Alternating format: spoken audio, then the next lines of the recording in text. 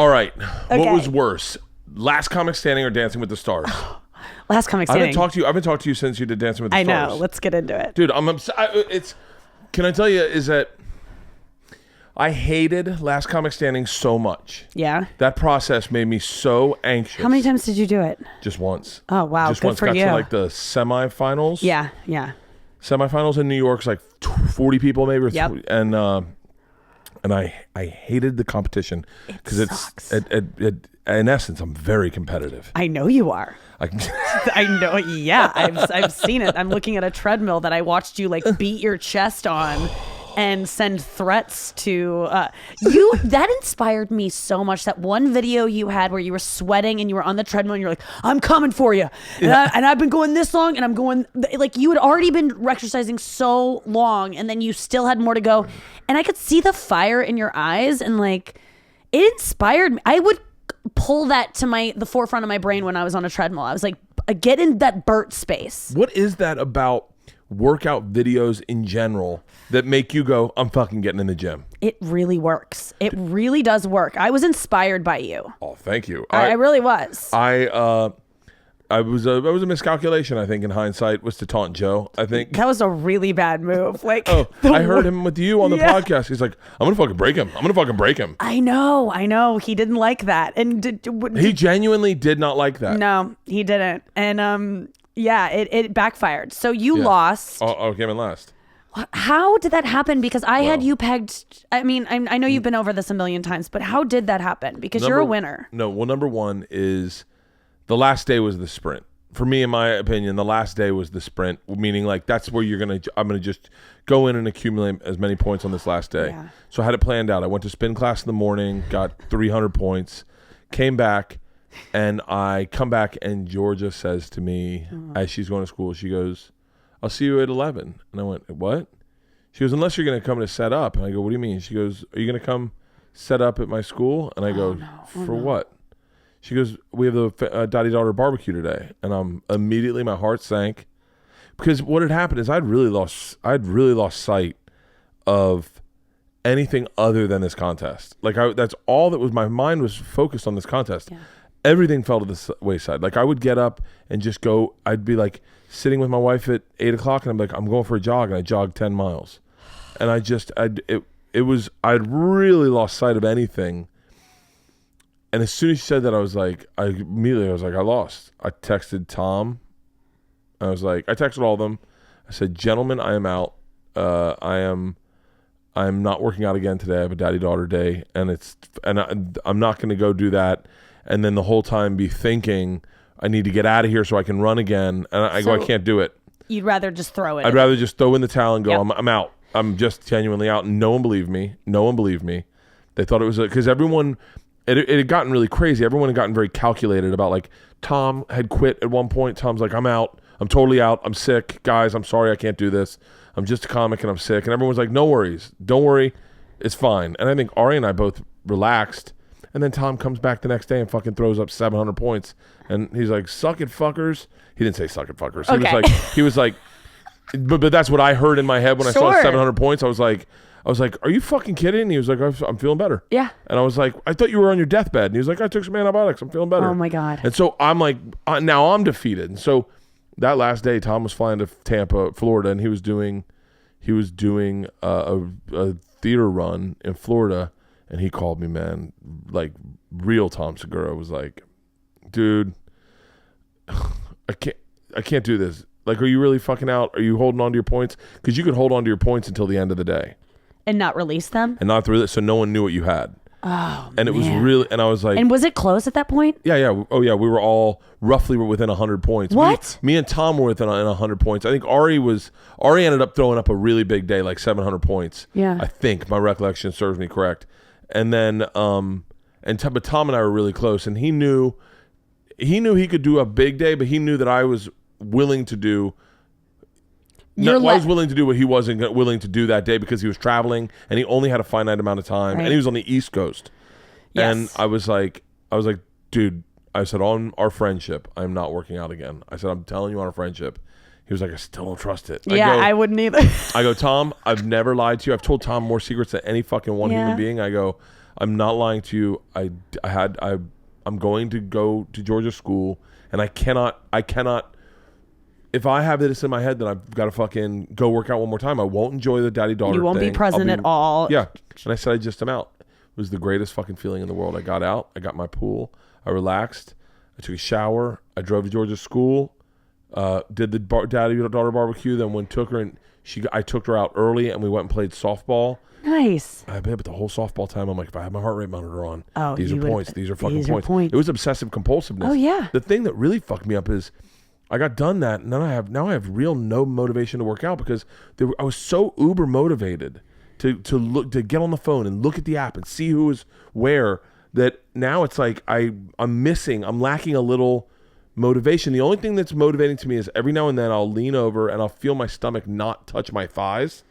Right. And I go, ooh, I'm still in pretty good shape, meaning I haven't gained all the weight back, and I've been going to spin class. Oh, if you're going to spin class, I'm a tribal worker outer. Like I need to be in a group, and I can raise my level.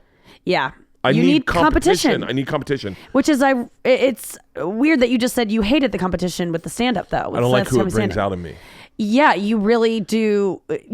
I completely relate to being so obsessed that nothing else exists, and trying to have a family on top of that would be exhausting. Like when I got done with Dancing with the Stars, which is, if you watch the show, was immediate. I was voted off as soon as they could get me off the show. But I was so wrapped up in that show because it's a month of practice leading up to it, where you practice every day, 4 hours a day at least. And I got out and I missed the Kavanaugh trial. I missed so many things. I missed fires. And it was great.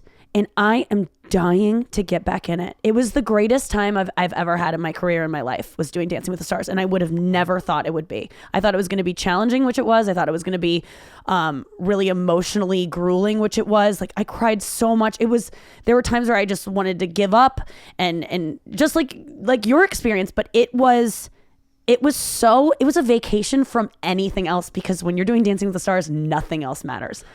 I got out and was like, I felt like a claw machine came and picked me up and threw me back in New York, because I had to be in Good Morning America the next day. Yeah. I mean, I'm on the show the night of the first elimination, and I didn't think I was going home because like there was a blind woman on the show. So I assumed that like, I didn't think she was going to go first, but I thought. You can't kick the blind woman off first. The woman standing in the curtains. Can we talk to you? That's my joke, is that it wasn't like I thought she was going to go first, but I just didn't think I was going to go first, because I thought, yes, I'm probably one of the worst. I'm one of the worst dancers for sure. Maybe not the worst, but I just didn't think, I was like, I'm entertaining. I look decent, a leotard. They're going to keep me on for a couple episodes, but no, they ripped out. And I realized I was going home, or there was a possibility of going home, about 3 hours before it happened at like dress rehearsal, where I was like, oh no, like I need to find something to wear to Good Morning America tomorrow. I don't have my bags packed. I don't get to go home before you get eliminated. I got eliminated at 6:59 p.m. and I had to be on a flight leaving at 9. So I had a half hour to collect all my belongings, turn in my dance shoes. That's not fair. Be in a car, say goodbye to my parents who had flown out to like hang out with me the next couple days, because I wasn't going to get kicked off the show. Say goodbye to everyone on the show, all the producers, all the connections I made for a month of summer camp. I left summer camp in less than a half hour, and I had to be gone. And it was ending, and I lost. There was a lot of emotions. I'm in a car on the way to the airport, just like, what just happened? And I was really in a cloud for a couple days. Like I couldn't get out of it. And then you eventually do, but it was so ridiculous, me crying about Dancing with the Stars to my friends who are like, I have Lyme disease. And I'm like, but my salsa could have been stronger had they let me. Like, people just don't relate unless you're in that world. It is, first of all, it's so fun being in that world. Really? Like when your life is dancing and all you care about is this show that really doesn't matter. But with the way the world is, like you need an escape from it. And I couldn't even look at my phone. I couldn't pay attention to the news. It was so awesome. I got touched so much by men. That was great. Yeah. Like and this is I just haven't been with affectionate men before, and it's because I choose them, and that's just the way they are, and that's no slight against them, but I got touched more in one rehearsal with my dance partner than I did in a 5-year relationship. I totally saw you guys falling in love. He's married, but I was like, here's what I'll say. He's the hottest guy I've ever like talked to, let alone touched. He's gorgeous. And he's a supermodel. Like he legit is he's famous in Russia for being a guy who's just in music videos. Like, you know, just the guy that the pop singer is just drooling all over. Yeah. And he happens to be one of the best dancers in the world. His name's Gleb Sevchenko, and he was so hot. But like everyone on this show is so hot. It is so intense.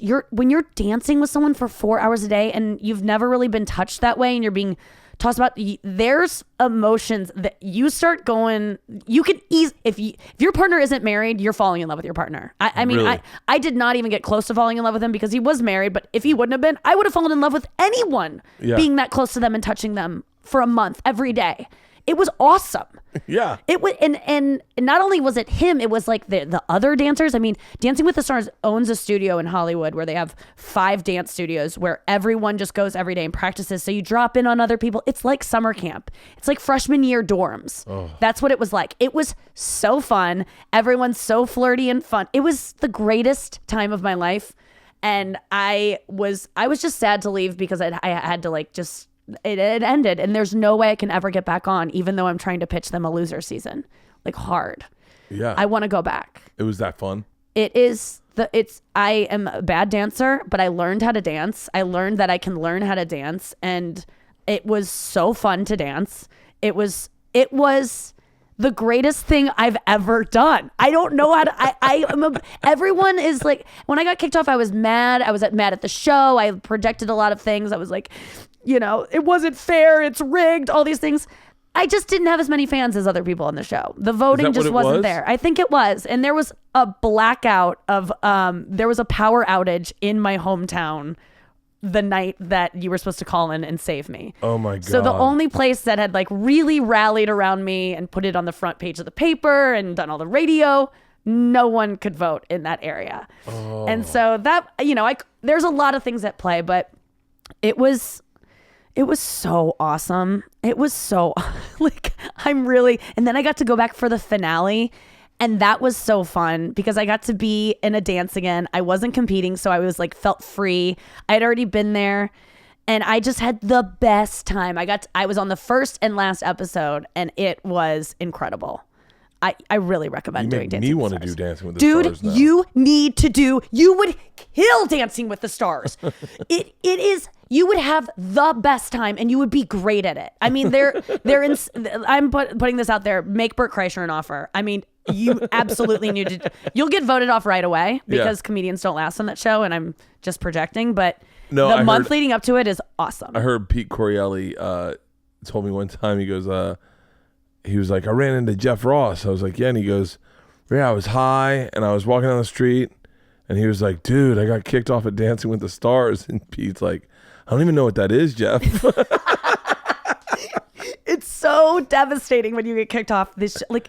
I remember just being on stage and I'm like holding on to Gleb, my partner, and there's a spotlight on us and 3 other couples. Ooh. And they're like, the first couple going home tonight. Oh, and I knew fuck that. But I'm like, how did this happen to me that I'm on a reality show where Tom Bergeron is, and the music goes dun dun, and they wait before they say your name, and I just I'm already mouthing Nikki and Gleb, Nikki, and then when they said it, it's so embarrassing to get first voted off a show, Bert. It's so humiliating because I only did that show because when I got offered that show, I was like, no, I would never. This is the most embarrassing thing I could ever do. I don't know how to dance at all. I've never danced in my whole life. Yeah, I'm gonna be bad at this.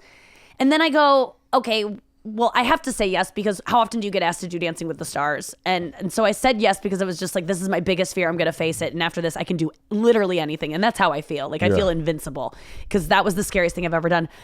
But every interview I did and anytime I would talk about the show, I was like, I know I'm not going to win. I know I'm not even going to get to the semifinals or even the semifinals. I don't want to be voted off first. That's my only goal. And I realized that sometimes when you face your fears, and you go, I'm going to do this thing. And the worst thing that can happen is this thing. That, like, to me, I was like, the worst thing that can happen is I get voted off first. But that's just not going to happen. Sometimes it does happen. Oh, yeah. Sometimes when you stick your neck out there, the worst thing that could happen to you does happen. and you live through it. And no one cares. It's fine. No one cares. No one cares. And it's actually funnier to get voted off first than any other number. So in the end, I won. But I was devastated. Devastated. Like, I hope everyone gets to feel that devastation, because it's not real. Mm-hmm. It's not real. It's not real devastation, but man, it feels real. I hope people feel it too, because it was such a specific feeling, and you felt it on Last Comic Standing. I mean, hold on. I've got one worse than that. Really? Not worse than Dancing with the Stars. It's so big, but when we did Reality Bites Back. Oh yeah. Me, Theo, Chris Fairbanks, Mo Mandel, and Amy Schumer all drove I drove all of them in my car down to the So You Think You Can Dive episode. Oh yes. And it was like a 2-hour drive down and an hour and a half drive back. And on the ride down, Amy goes, "I hope none of us in this car get kicked off."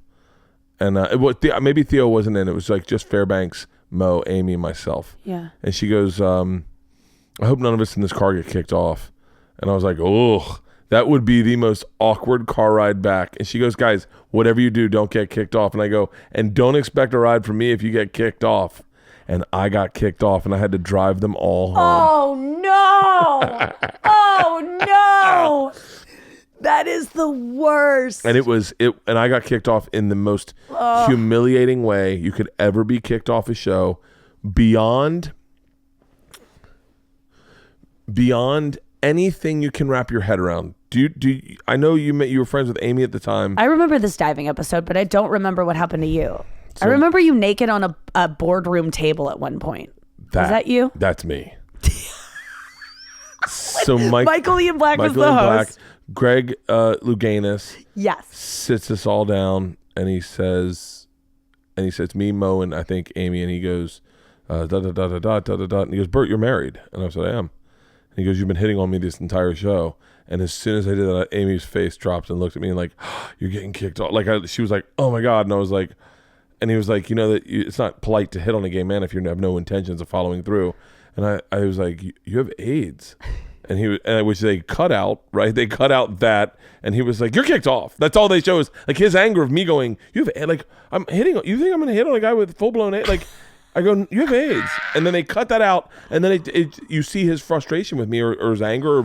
Like, it was a different time. I know you can't tell someone they have AIDS anymore. I don't know what the world's going into. But he goes, "You're off," and he gets up and storms off. Mo and Amy are like, "Oh."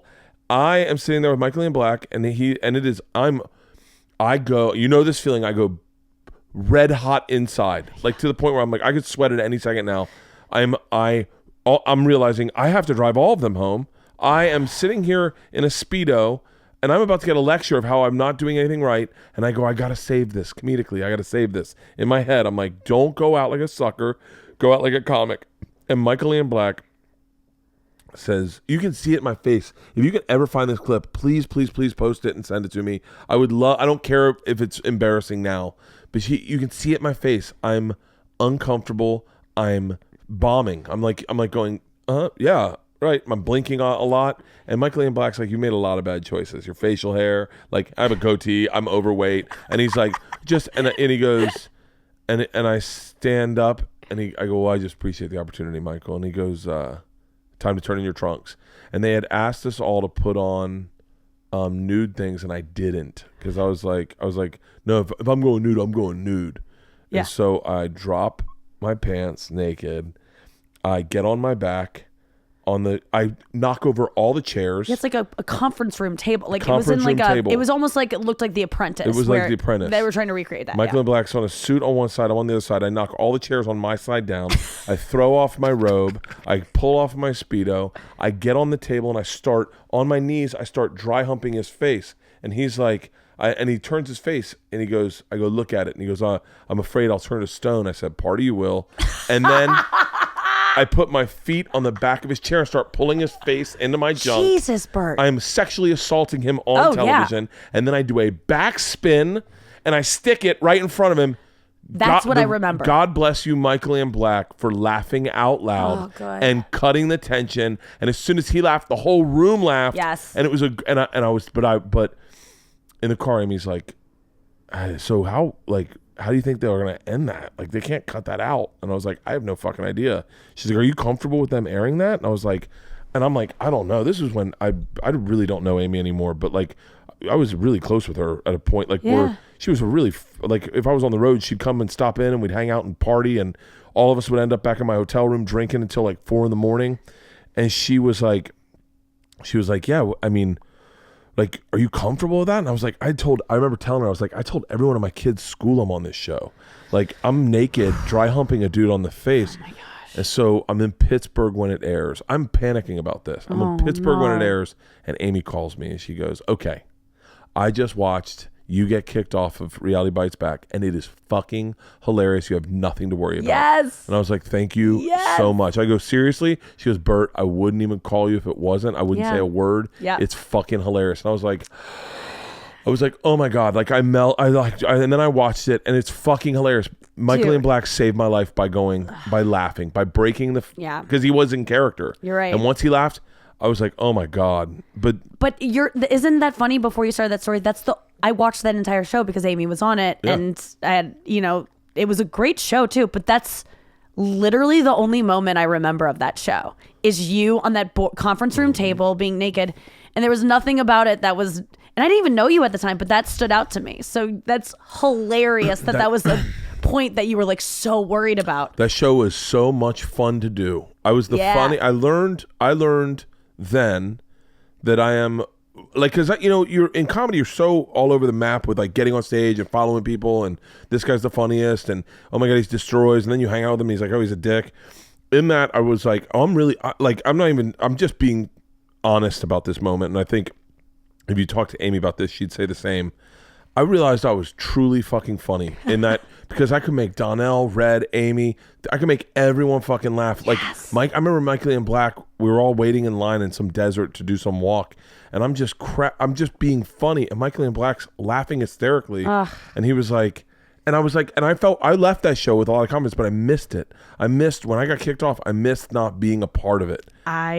I completely relate. It's like a nuclear family. It's still going on without you. And I would watch the Dancing with the Stars, like the next episodes, because I wanted to see my friends advance, and I wanted to see the show, and I couldn't. I would cry. I would get like upset because I'd be like, I wanted to do that dance, and I wanted to be there, and I could be there. And it was really, it's such a weird experience. And you're right. The disappointment of getting kicked off a reality competition is so specific, but it is a feeling that I felt a couple times. I did Last Comic Standing twice and made it to the semifinals, and not getting picked for the top 10. I've cried on camera there. Like, it's really emotional because they convince you doing all the interviews, and they keep you quarantined. It's like, it becomes so much more important than it really is. Oh my God. When I didn't make it to Last Comic Standing, season 2, I was, I was best friends with Jay Moore, who was the host. I had such a good story. I'm having a kid. I need this. I really put all my cards on the table. Yeah. And they didn't call my name, and you're standing on stage waiting for them to call your name. Or I think we were in the background, and we were waiting, and they have cameras on your face, and there's a camera on your face because they know they're not calling your name. Yeah. So but you think it's on you because they're calling your name. Yeah. And you're like, here we go. And then when you realize, you're like, okay, how do I react? And that night, I took a Xanax, and I got a 6-pack of beer, and I fucking was like, we're going to make this go away. I took a milligram of Xanax. I started drinking Heineken in my room, and I was like, you fucking ruined your career. I woke up the next day, and there's this little duck doll that Georgia has, and I was like, over by the counter, I was getting like a water or something, and Gary Goldman's like, hey man, don't worry about it. You have the upside is you're having a kid. And I looked over and I saw this little duck, and I grabbed the duck. I go, yeah, I'm having a fucking kid. Great, man. And I bought that. I go, this is for my kid. Like, almost angry that, like, yeah, I'm having a kid. You're gonna be fucking famous. You're gonna be the biggest comic in the world, and I get to have a fucking kid. Anyone can have a fucking kid, and I'm not on Last Comic Standing. And I remember then, like right after then, Bonnie McFarlane, Gary Goldman, and Todd Glass went to lunch. They were like, where do you want to go eat? And I was like, hey guys, where are you going to eat? And they wanted to celebrate getting into the house, and they didn't want me with them. And I was like, and they just walked away, and I was like, oh, by the way, I'm not shitting on any of those guys. I love them all. Not, but they were like, I don't want to buzzkill with us. Yeah. I want to celebrate what we just did. And they would have felt obligated to not really talk about the show because you would have been, I get it. Dude. And now in retrospect, I'm so happy that I didn't get on Last Comic Standing 2 because I wasn't ready for it. Yeah. I had 30 minutes tops. Yeah. I had no clean material. I would have been voted off first. Yep. I know. I look back on it too, and I'm like, thank God. And it just means so much to you in that moment. Does that help you ever? Do you ever conjure that memory when things don't work out now and go, hey, I thought it was so important at that time. This too will pass. When I got fired from Travel Channel, that was like, dude, that was like, thank God I'm in therapy. I didn't know you got fired from Travel Channel. Yeah, what do you mean? I didn't do anything wrong. They got a new president. I was in therapy. It's a crescendoed moment. I talked to Bill and Joe in the green room at the store, and both of them had said to me, at the same time, they were sitting together, and they were like, I forget what I was talking about. Something about it sounded like I was talking like TV talk or I don't know. And both of them are so real. They're like, dude, the best thing, you know what? Your show sucks. Like, we love you, man, but you're not a TV host. You're not like a famous person. You're a fucking comic. And they're like, dude, quit the goddamn show. I remember Bill going, what's your nut? What do you need to make every year? And I told him, and he goes, dude, you can make that on stand-up. Quit the fucking show. Focus on your stand-up. Focus on your stand-up. Focus on your podcast. Do a special. Just stop with the fucking TV shit. Both of them. And so then I was like, bro, these are two guys I admire more than anyone in the business. I admire them more than I admire Chappelle. I don't know Chappelle, but I know these guys. I know what kind of artists they are. And so I went to therapy. I had therapy the next day, and I had a meeting coming up with the new president, Christy White.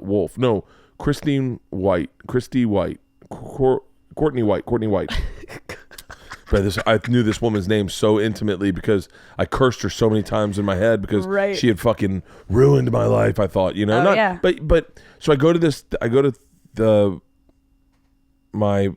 she didn't even. By the way, she became the president and didn't call me for like 2 months. Became the new president, and I was one of the town. Didn't call me. Oh, everyone's like, my buddy Dan Adler's like, don't worry, I reached out. She loves you. She's gonna hit you up. I was like, cool. Didn't call me. And then finally, like, it was like a twist of an arm. She was like, fine, I'll take a fucking meeting with the guy, Jesus. And so we go to lunch, and then I said to my therapist, he goes, what do you want out of this lunch? And I said, I don't know. I said, I want to keep working at Travel Channels. I don't want to go anywhere. I don't want to work in another network. I was like, I just want to keep working. And he goes, well, tell her that. He goes, what don't you want? And he goes, I don't want to ride roller coasters. I have no interest in riding fucking roller coasters. Yeah. And so we go to lunch, and I tell her that kind of, and you can see her like, yeah. And then like 2 days later, she calls me, and she's like, yeah, we're done working with you. And I was like, oh my God. That panic moment you do on stage at Last Comic Standing with Michael Ian Black, with fucking getting kicked off Dancing with the Stars, not going to the semifinals 2 years in a row. That panic moment happened on the phone with me and her. Oh no. And I was like, I was like, okay, no, I know, totally understand. Listen, I want just, like I have, like, if I could take any moment back in life, I would just go, cool. It was good talking to you. Thanks for the phone call, and hang up. Opposed to not just not having your manly. And then that fucked me up. And then I'm supposed to do the Funny or Die tour. They canceled 12 dates. All those 12 dates are mine. Oh. And do that morning of like, I got to be honest with you. Thank God Tom Segura was fat shaming me at the time. Yeah. Because I just threw myself into that. Great. And I just was like, thank God for fat shaming. Dude, thank God for fat shaming is right. I was like, I threw myself into that and just was like, I can't believe fat shaming saved you. Fat shaming worked. It saved my fucking life. And I just did that. I did that, and I've lost weight, and I worked out, and I made videos making fun of Tom, and then you noticed that this was something. And then all of a sudden, I start knowing I'm getting followers. My podcast was growing, and Tommy calls me. He's like, "Yo, let's get you monetized. Fuck Travel Channel. You can make that on your podcast." Yes. And I'm like, "What?" And then I get monetized, and then I start going, "Well, wait, I'm good with money this year. I'm going to be good with money for my podcast. I don't need a TV show. I don't need a TV show." And then all of a sudden, Machine Story goes viral, and I'm like, boy. oh, bitch, fuck a Travel Channel. Thank you, Courtney White. Thank you from the bottom of my heart. You saved my much. fucking life. Sometimes what you think is a curse is a fucking blessing. It's the best thing ever. It's like, I always think when you, I always have to remember that, like, there's so many times where I've been the most disappointed because I've had 2 shows canceled and I've been kicked off of 3 different reality shows. That always seems like the worst thing that can happen, or even getting dumped. It's like all of these things free you up for the next thing that you should be lamenting getting these things, because it's closing you off to all these opportunities that could be so much better. That should be a speech right there. It's because true. Even getting dumped. When you get dumped, good. Now you have a choice of anyone else, whereas before you did not.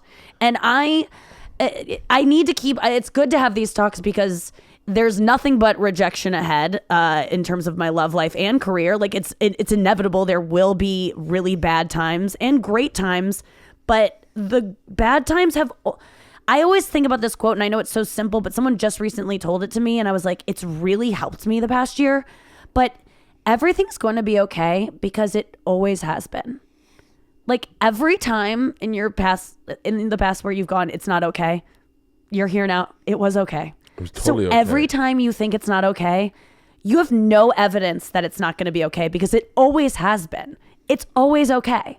And you always will get through things, and you might have rough times, but given the history of your life, you're going to be okay because when you thought it hasn't been okay, it always is. So I try to say it will be okay. It will be okay. But God, it's hard. That's so interesting. Every time you thought it wasn't going to be okay. Yeah, so many times. It turned out okay. It's not going to be okay. How am I going to get through this? Like any of those moments where I'm just sobbing and in the fetal position on the floor, I'm look at me now. I'm totally fine. What's the time where you were like, okay, this is not turning around? I think when I was like had an eating disorder and was like on death's door and I saw no way out and I had no one helping me and I really didn't know how to eat anymore, and I thought I really was like, oh, I'm gonna die, and like good, because this is hell. What do you mean you didn't know how to eat anymore? I couldn't eat. I can't even relate to the person I was when I was that person, because I see anorexic girls now and I'm like, eat a cheeseburger. Like I'm the person that I was like, I'm that person now because I can't even relate to who I was. But I will tell you that eating to me when I was anorexic felt like eating poison. Like it was that impossible to do. Like if I was to say, this is cyanide, just drink it, Bert, you'd be like, no. Like it felt like death if I was to eat. It felt like death.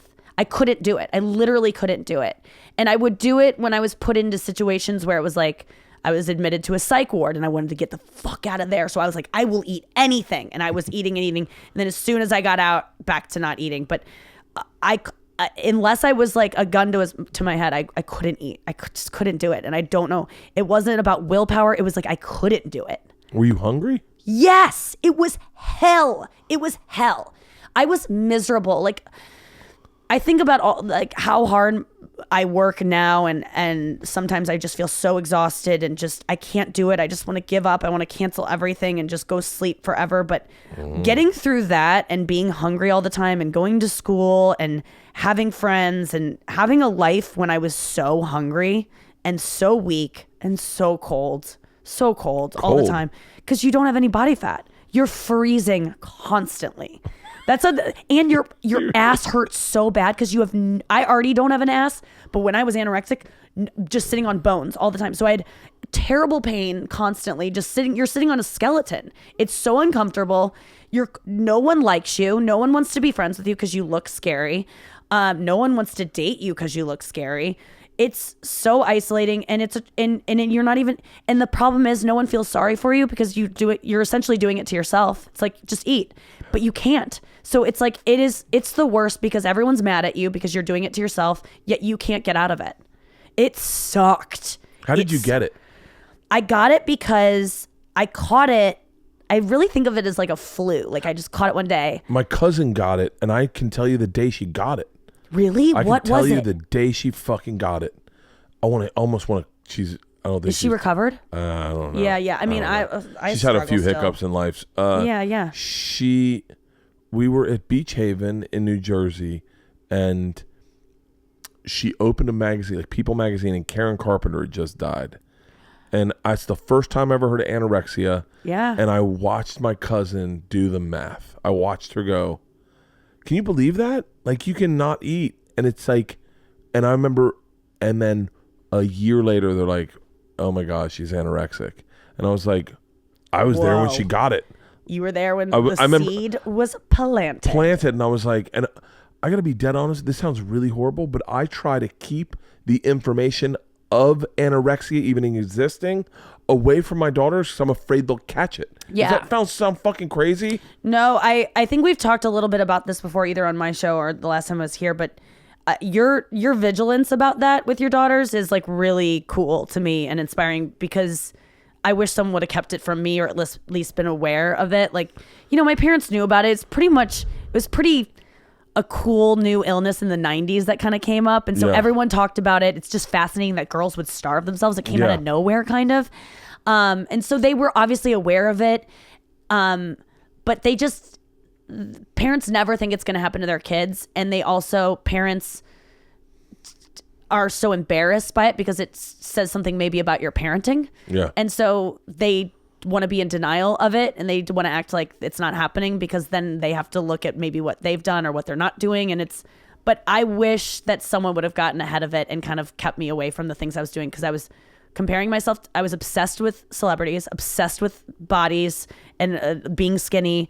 And I grew up with a mom who like constantly thought she was fat and refuses to ever say that she's beautiful, and like looks in the mirror and says, you're disgusting. And I'm like, at this point I just go, can you not talk to my mom that way? And she goes, Nick, you shut up. She gets really mad at me, and I just go, please don't talk to my mom that way. Like, she's so beautiful and so like, and she still struggles with it.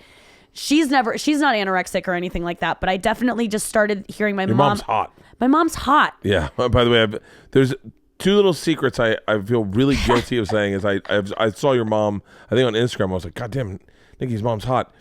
And every time you and Chelsea Handler post pictures of yourselves when you were like 13 or 14, and I know that's too young, I always go, God damn, they were hot when they were girls. But I see them, I think I see them because it's faded into like the 80s or 90s of a photograph. Yeah. I see them as if I was. Chelsea was so hot when she was like 14. Chelsea was ridiculous. Fucking smoking when she was 14. I know. She looked like an adult woman.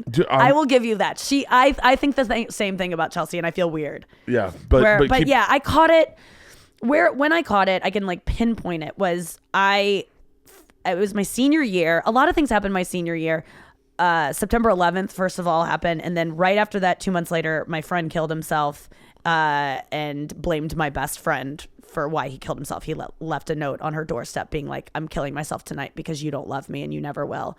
And left like a CD and a note that essentially said that. Went home, shot himself. My best friend since fourth grade, this is senior year of high school, is now like dealing with this. And I was there when the guy confessed his love to her, and my friend said, I don't like you like that. I'm sorry. And we kind of joked about it after, me and my friend, and we're like, oh, what's he going to do? He always does something crazy the day after he confesses his love, and you say, I just want to be friends. And then the next day he killed himself. So that happened. That was like November of my senior year. And then bad. It's a really tough September 11th. I mean, it was just big things happen. And then I was also going away to school in the new year. This happens, anorexia kind of takes over a lot when there's a big change that's about to happen. And especially, and my parents didn't know the guy that killed himself at all, that he was never around. So I got no kind of grief counseling, because I would cry about him having killed himself with a gun that I saw the night before he showed us the gun. I was very much a part of it. And but my parents didn't know this guy at all. He was my friend from school and my friend's friend. And so when I was like really upset about it and like needing to process it, they weren't really like that understanding. They were just like, why are you crying about this guy that you just maybe went to school with? Like, but they didn't get it. And so I wasn't able to process it. Then by March, the first time a boy that I liked had ever liked me back happened. Like I found out this guy. You're a senior in high school? Yeah. Like I didn't have any boyfriends or anything up until then. I kissed one boy, but he was drunk and on spring break and like down on his luck and was kind of like forced on me. And so we made out, and that was awesome, but I got mono. And I was scared of boys. I liked boys, but I was just so scared. I was like, I'm never going to have sex. I'm never going to kiss a boy. I just didn't see myself ever being intimate with a man. I was terrified of that. You're describing my daughter, Georgia, right now. Like, Let me have a couple hours with her. You know what? I would love to talk to her about. I already thought I was like, I really want to do a podcast where you talk to my daughters independently, not together, and just pick their brains apart and go like here's the, and then not release it, but me definitely listen to it and go, all right, or then release it, but keep going. I don't. No, I my daughter Georgia's so very much. young, and you can feel her on the outside of her friends developing. I mean, she's developing, but like developing emotionally, where they're like falling in love with boys, and she's not there yet. She's at an all-girls Catholic high school. She's just kind of like, she's just getting by. Like, how old is she?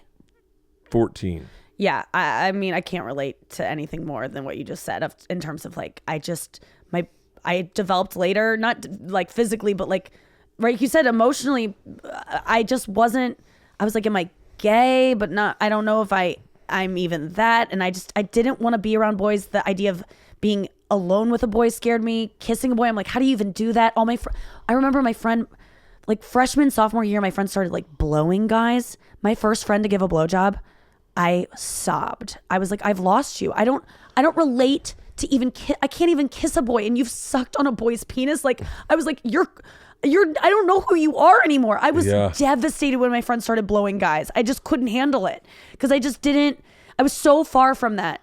And so then my senior year, I'm finally like, I need to get some stuff done. Like, I'm going to force myself to do it. And this boy that I liked for so long from afar, I heard English, and he was a popular guy, and I was never popular. I was like always on the outside, kind of looking in. And isn't that bizarre now to think? Like, you're so popular.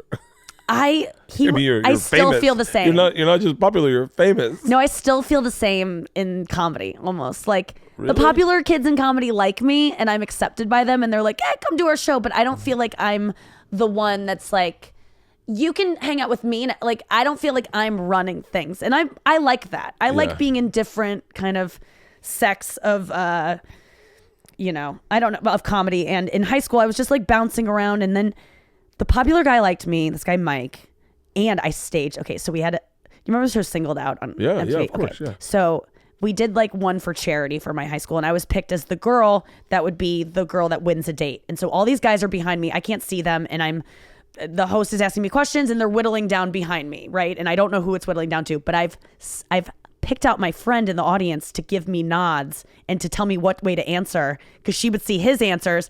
And so I got it whittled down to this guy that I liked. So I won a date with the guy by cheating that I knew I liked and that I heard liked me. I won a date with him. We had a date scheduled. I was so nervous about the date and it was just like hanging out after school watching a movie. I just didn't eat that day because I was like nervous. You know, when you get nervous, you just like lose your appetite, and I like felt queasy almost. And so I didn't eat for like a whole day, just not trying to be skinny, just nerves. The next day, it showed up, I guess, because the next day people were like, you look great. Like, you just water weight. Yeah. And I remember Jamie Nash, who was like the popular girl that I always wanted to be as cute and skinny as. She was like, you look amazing today. What have you been doing? And I was like, and I just go, I didn't eat yesterday. And I was like, I'm just going to keep doing that. I want to Facebook Jamie Nash and see what. Oh my God. I'll show her on Instagram. She's definitely not Googleable. Like, she lives like a good life. But I wonder if she's a MILF. Oh, she's got to be a mom, right? No, she's not. She's still like cool and like, for real? She's like, she like hikes a lot. I know. Like, she's still cool. She was always cool. God, she got all the roles I wanted to get. Really? Like in all the plays. She was really funny. Jamie, shout out to you. I know someone's going to tell you to listen to this, but Jamie Nash, screenwriter? No. Tennessee? No. Yeah, probably. She lives in Tennessee? Maybe. Manager at Chum Bucket?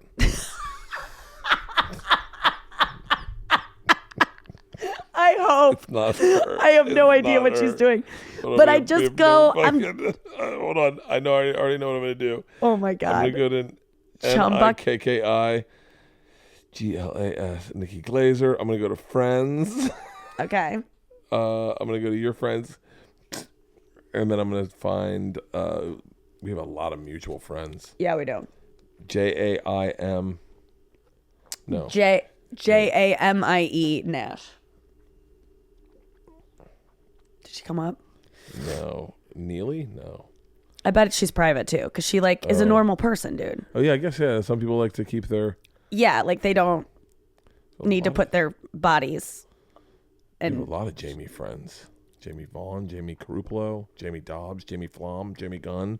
Yeah. Jamie Lee, Jamie Neely, Jamie Pitt, Jamie Plaxico, Jamie. How many fucking Jamies do you know? So many Jamies. And I can I'm personal friends with all those Jamies. That's too many Jamies. So she said to you. She was like, you look great. And she was just the popular girl that I wanted validation from. And I was like, what did I do differently? She's like, are you like on a diet? I remember she said something like that made me go, what? Am I on a diet? And I'm like. So it's acceptance. Oh, I just didn't eat. And I'll just keep not eating. Like, that's that simple. And I was and that was March. And by June, I was hospitalized. Like, I lost like so much weight so quickly.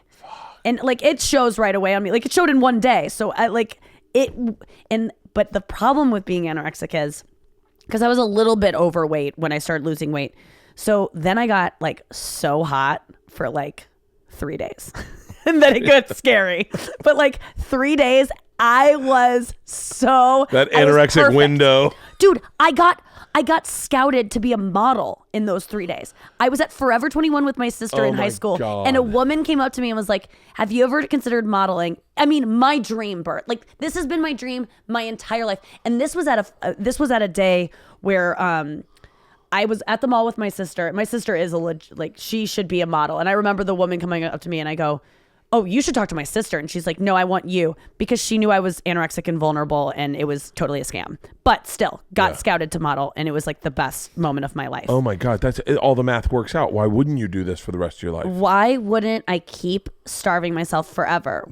This is how it works. I lost all my friends because they were worried about me and they were so mad being around me that I didn't eat. And I had to just lie all the time, because so much about having friends in high school is around eating, and when you're not eating, and I couldn't be around my family anymore, and I had to lie about, oh, I'm going to a dinner with friends, so I'd just go drive around. I had to get up and exercise at 4 a.m. because I needed to burn calories that I was going to be forced to eat that day, because I had to go do something. Like, it so quickly consumes you. And then it was miserable, and it was fun for a little bit because you get high from not eating. Like, it's a true high, and you're like, I'm in control of this. And then you just get out of control. And then I started almost fainting. I almost fainted at graduation. And then within a week after graduation, I was, or within a couple weeks, I was hospitalized. And I went to just go get a routine physical because I needed one to go to school in August. And because I was going away to University of Colorado by myself, like not with any friends. Like, I was nervous about it, but I was excited to get away. And especially because I would be like, oh, I can just like do my eating disorder on my own. No parents, anything. I can't wait to get away. And I go to the doctor and they're like, your pulse is so low, like you're going to die. And you're clearly anorexic. You weigh 90 whatever pounds. And my mom was like, no, she's not. And they're like, well, you don't really have a choice. Like, she's not leaving, because if she leaves and dies, then it's on us, because we know she's going to die. Yeah. And so I had to just go. I was in a psych ward for a week or two. I don't really remember because I was on so many drugs. But so wait, did you end up going to University of Colorado? Yeah, I went, and I should not have gone. Really? Man, I was so anorexic. I'm so glad I went, because that's where I started doing comedy and like. Because when I went away, you went to college? Yeah, only 1 year. I went to University of Kansas. The rest of it, I always thought it was University of Kansas. Yeah. So I transferred because you were doing stand up at Stanford and Sons in Kansas City. Yeah. So like going to school anorexic and looking like legit Auschwitz. Like, I look back at pictures and I'm like, how did you think you could walk around and no one would know? Like, people used to whisper and say rude things. Like, I felt. It was so embarrassing to leave my house, and I would wear baggy clothing and try to hide it and everything, but I was just always so. I remember, and you were just saying about your stomach touch, like, when you need to lose weight, if your stomach touches. I used to say that when I couldn't do this around my arms, that I was fat. I used to be able to do that around my arm. And I'm doing the okay symbol, everyone, if you're listening. And if my fingers couldn't touch, that's when I needed to stop eating again. So I would do this every night in bed, and I had all my little parameters where I was like, if I can't do that like around my leg, you just are crazy. Yeah. And but I will say, and I've said this before, the reason I do stand-up comedy and became funny was because the only way to make friends was to be funny, because everyone was so scared to even talk to me. And so I just had to be larger than life in terms of just be funny, and then people wouldn't know that I was sick. And that's what I did. I got friends, and my friends used to say to me, they were like, God, people stop by our dorm room all the time to be like, we're really worried about Nikki. Like, we see her working out a lot. We see her not eating. Like, she's going to die. And they'd be like, oh, we forgot she was like a skeleton because she's so fun and like over the top, big personality. Yeah. They like didn't. So I distracted them by being funny. And then that's when I started being told like, you should be a comedian, tried comedy. And then I was like, oh, I have a reason to live now. This is a new obsession. And then I started eating again. Really? Yeah.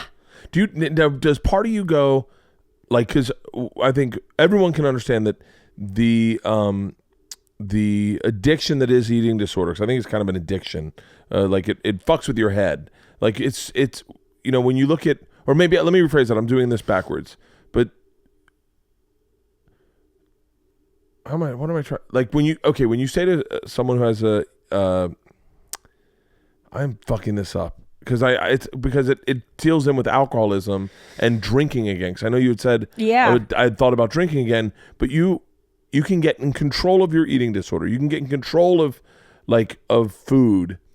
It immediately leans to me going, well, I don't think you have an addictive behavior.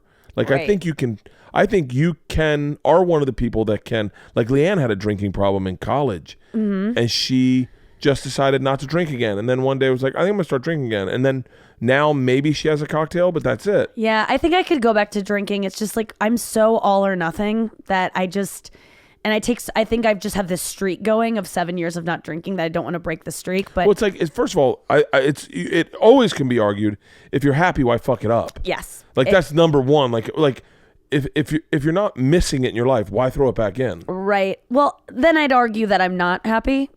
So much of the time I'm like, oh, it'd be nice to have a drink. And What do you think? Dance around. I think it's so funny the way you see yourself and the way I see you or other people see you, because I see you as so on top of things, like so dialed in, so in the zone right now, in stand up, on radio, on television, on every aspect, social media, everything. You're so dialed in. I mean, I think men or relationships always finds its way out around or whatever. Ugh. But like, what would make it better? Love. Being loved, like feeling loved. What do you want out of love? Like, what are you looking for in life in a man? That's the problem. It's like I know what I would, if I was looking at me from the point of view of my friends, like what kind of guy that I would pick for myself, but I'm not attracted to that guy. So the problem is me. It's not the men, obviously. It's the men I'm choosing. And so the problem is me. I'm not ready to be loved in the way that I want to be loved, I think. But I do want like a partner, and I just keep going after people who I know won't like don't truly have the capacity to love me. And really? I think I like the challenge.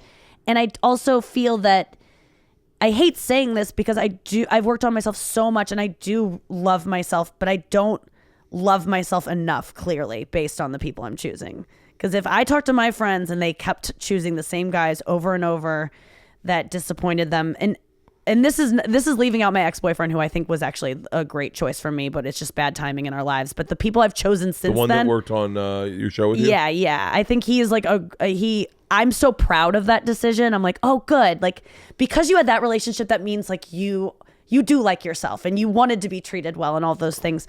But the people I'm choosing now, I'm like, what's wrong with you? Like, why don't you value yourself more, Nikki? And I think it's because I want to have fun. Do they have a Tinder app where your friend gets to swipe for you? I know, they should. Where your friend's like, oh, this would be good for her. Yeah, and then you got to go out and his friends picked for him, and it was like really like a match. That would be so good, actually. That's a great idea. Yeah, you can never trust dudes. Friend of a friend. But yeah, I know. Great. Another chick with one arm. Fucking thanks, assholes. Yeah, I don't know. I also feel like you were talking about your daughter, like seems a little bit stunted sexually, maybe compared to girls her age. I really was stunted. Like I didn't start having sex until I was 24, like a lot, like holy shit. I had sex at 21, but I didn't start having sex till 24. And then all of that was blackout drunk sex. So it was not connected. It was not present. I don't remember 98% of the sex I had because I would need to get blackout drunk in order for it to happen. Wait, when you have blackout drunk sex, do you wake up feeling like you were sexually assaulted? No, I woke up being like, I got banged out last night, and Really? I'm so glad because I like a good fucking, like, I like to the feeling would be there. I'd be like, okay, good. I feel like I had a fun night, but it was almost good because I wouldn't feel the emotional hangover of it. Like I wouldn't be, oh, that guy and I looked into each other's eyes while he was inside me. And that, like, I wouldn't remember any of that. So I wouldn't feel so hurt when they didn't reach out. Like it was an easier way to get through life being blackout drunk when you were intimate. And now I feel like when I have moments where I even make out with a guy, because it's not drunk and because it's always so present, I like get attracted to guys that I should, like, because of having an intimate moment. My heart gets invested in these guys that I shouldn't trust, and they should just be flings, but it's... What do you mean when you get like guys you shouldn't? Like, because I know what I hear. Yeah. When I hear that, I go, yeah, oh, what do you really hear? good looking heirs to a throne who just are like, oh, I'm going through a phase of where I just, like... I think guys who... hot guys for sure, like guys that are just hot and who I'm just like so just wanting to be validated maybe by, because if they are hot then maybe I'm hot and that means I'm hot and that means something. I mean, just like I'm giving you the most shallow reason. No, I know. But I think that I really just guys I know that aren't able to love me. Like their track record says it. They've never had a girlfriend before. They've never said I love you in a relationship. They haven't had a girlfriend for years. They're workaholics. Like all of the things that I am myself, kind of. I was about to say that you're kind of describing you a little bit. Yeah, I mean, I've been dating recently this narcissist, and I told him the other day he was a narcissist, and he kind of loved it because he's a narcissist. And I was like, you're one of the worst narcissists I've ever met. And he was like, well, don't say it that way. And I go, well, you're probably one of the best. And he goes, yeah, you can say it that way. Like he loved being the best. And I'm like, is he a comic? Slightly. Slightly. So yeah, yeah. Is he Joel McHale? He kind of is. He's a Joel McHale type. No, I don't know. Apologies to Joel McHale. No. Joel McHale would admit that he's like, yeah, kind of a comic. Like he can hang with comics. Joel McHale's so funny, but he didn't start out as a stand-up, so it's a similar thing. This guy's so funny and so fun. We took a personality test, and I don't know what the guy said to me, but I think he basically said you're a soft narcissist or whatever or something. And all I took it as a compliment. And Liam was like, I think he's telling you this is wrong. And I was like, that sounds good to me. No, you're absolutely somewhere on this. And so am I. And that's why I like it in people. So I just decided to be like, tell this guy, because it was just, I was obsessing over it of like, I can't believe I'm dating this guy who is so into himself, and he has to know that I acknowledge it, and I just want to get ahead of it by calling it out. He didn't mind me calling it out, which made me concerned. And then I noticed something, because I've dated a couple guys like this recently, and this is kind of a bit I'm running, but I think it's just I want girls to be aware of this, and guys. All the guys I've dated that I've found are the biggest narcissists love FaceTiming, and that always threw me in a wrong direction, because I'd go, oh my God, this guy wants to FaceTime. What an intimate thing to do with me, where it's a way to connect, where you're forced to be off your phone because you can't be on your apps when you're FaceTiming. And then I realized they just get to look at themselves for an hour and a half or however long you talk. They're not even looking. They like FaceTime because your face is on there. And that's why I like FaceTime, because my face is on there. I relate. Like, when you do FaceTime, you look at yourself. Like, we all do. Yeah. But that's what I realized. I was like, oh, that's what that thing is.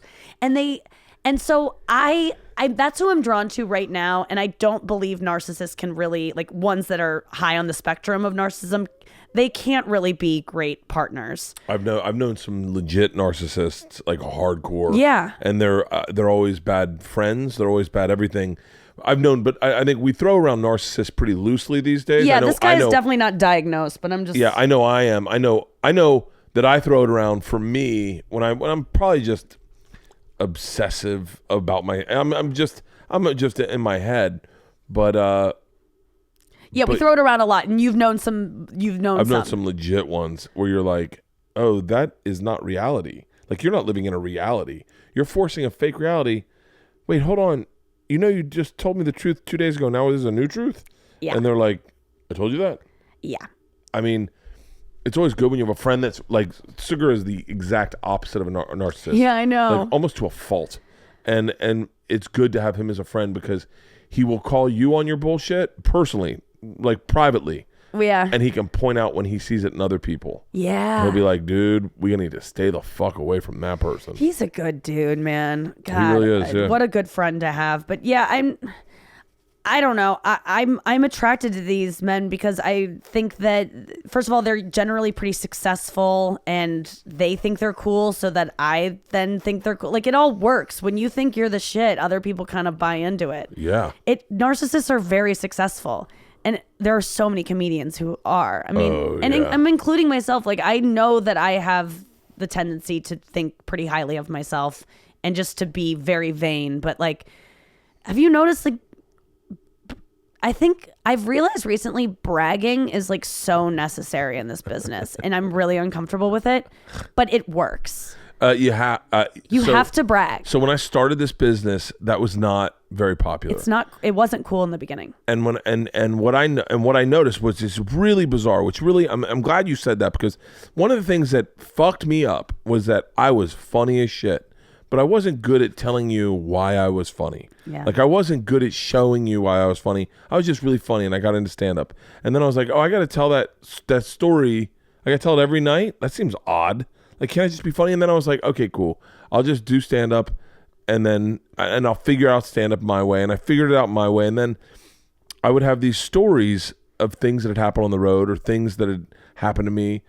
And I was like, unless I tell them, no one's ever going to hear it. No one's going to, like, if this sounds crazy, but I was like, no one's going to start the legend of Bert Kreischer if Bert Kreischer isn't telling it, because no one gives a fuck about him.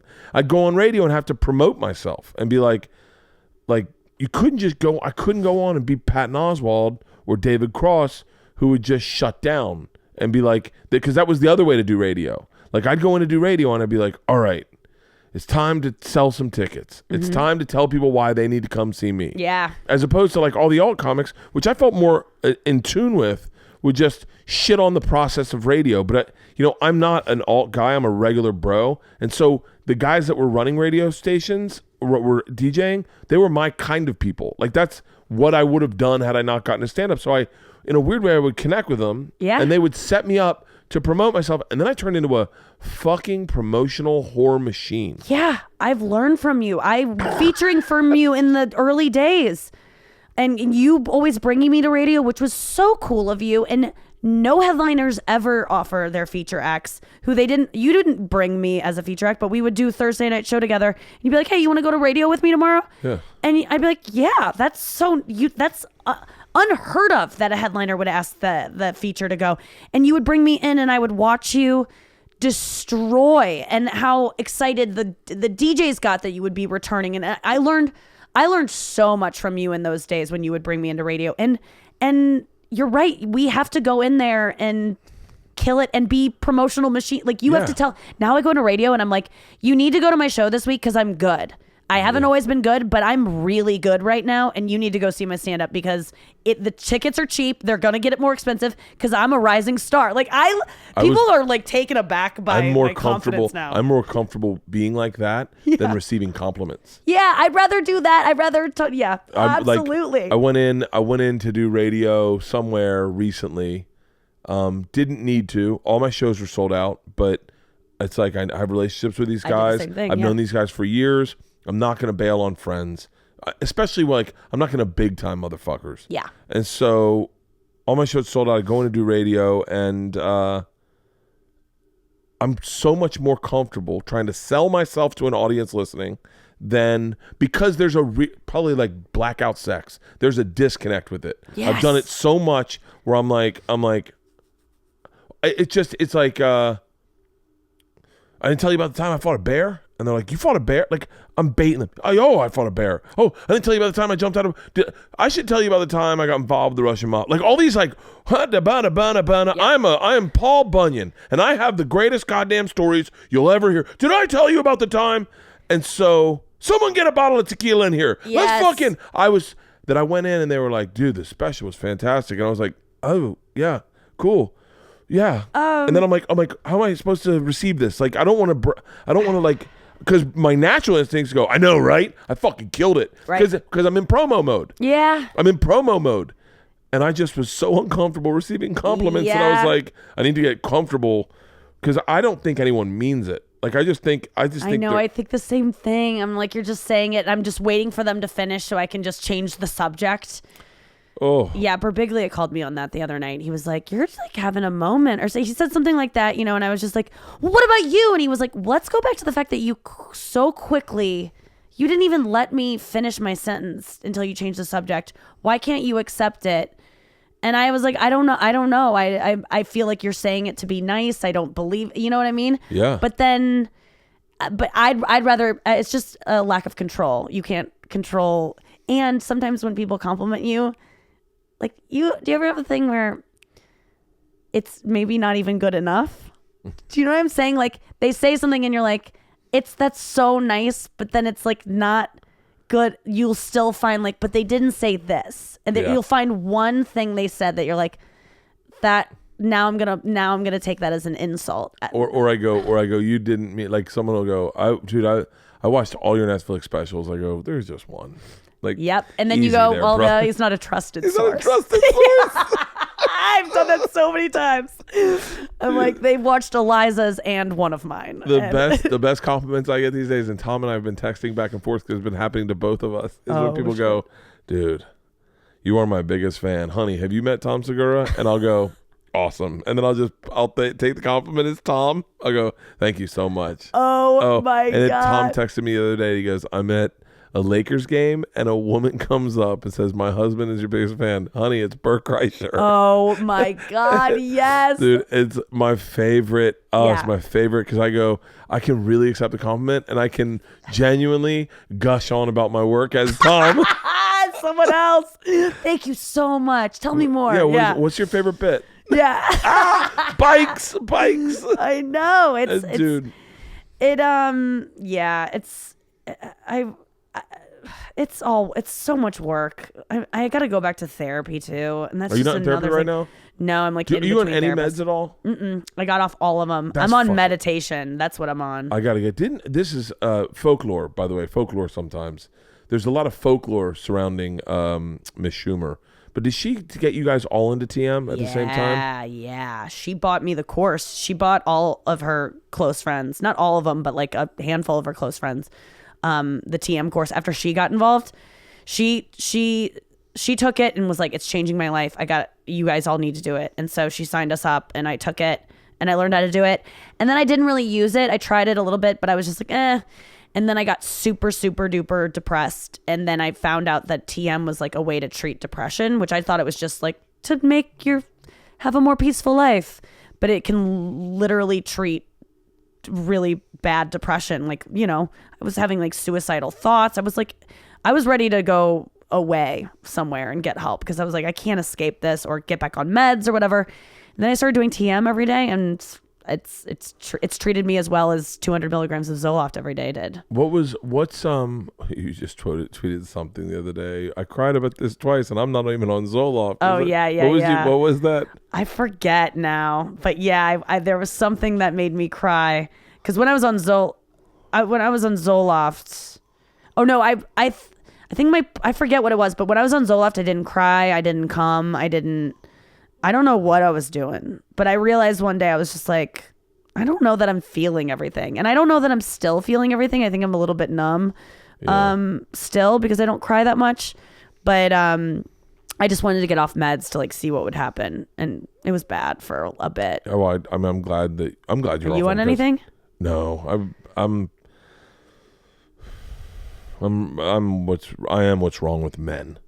Like I was raised the way that they taught God. I mean, I wish that there was some sort of pass that guys in their 40s got of like me and Burr and all like, but Burr's in his 50s, but like where you go, hey, none of this, all this behavior that you've exhibited, it's not your fault because you were raised really bad. Yeah, it isn't your fault. Like it's like, well, like the Kevin Hart stuff went down, and I was like, man, you're throwing. I mean, we're throwing a lot of blame on a kid whose dad was a coke addict, who raised himself out of the hood by himself and his brother, and was raised around in a bad neighborhood around people who said a lot worse than what he said. And by the way, this was 10 years ago, and he was just trying to be funny. Obviously he misstepped, but like I said to someone, like, the first time I ever heard the word faggot, they were holding a kid down, putting an ice cube up his asshole. Oh my God. And I knew I was next. And so I'm like, hey, I really apologize that I've said that word in my past. I've definitely said it.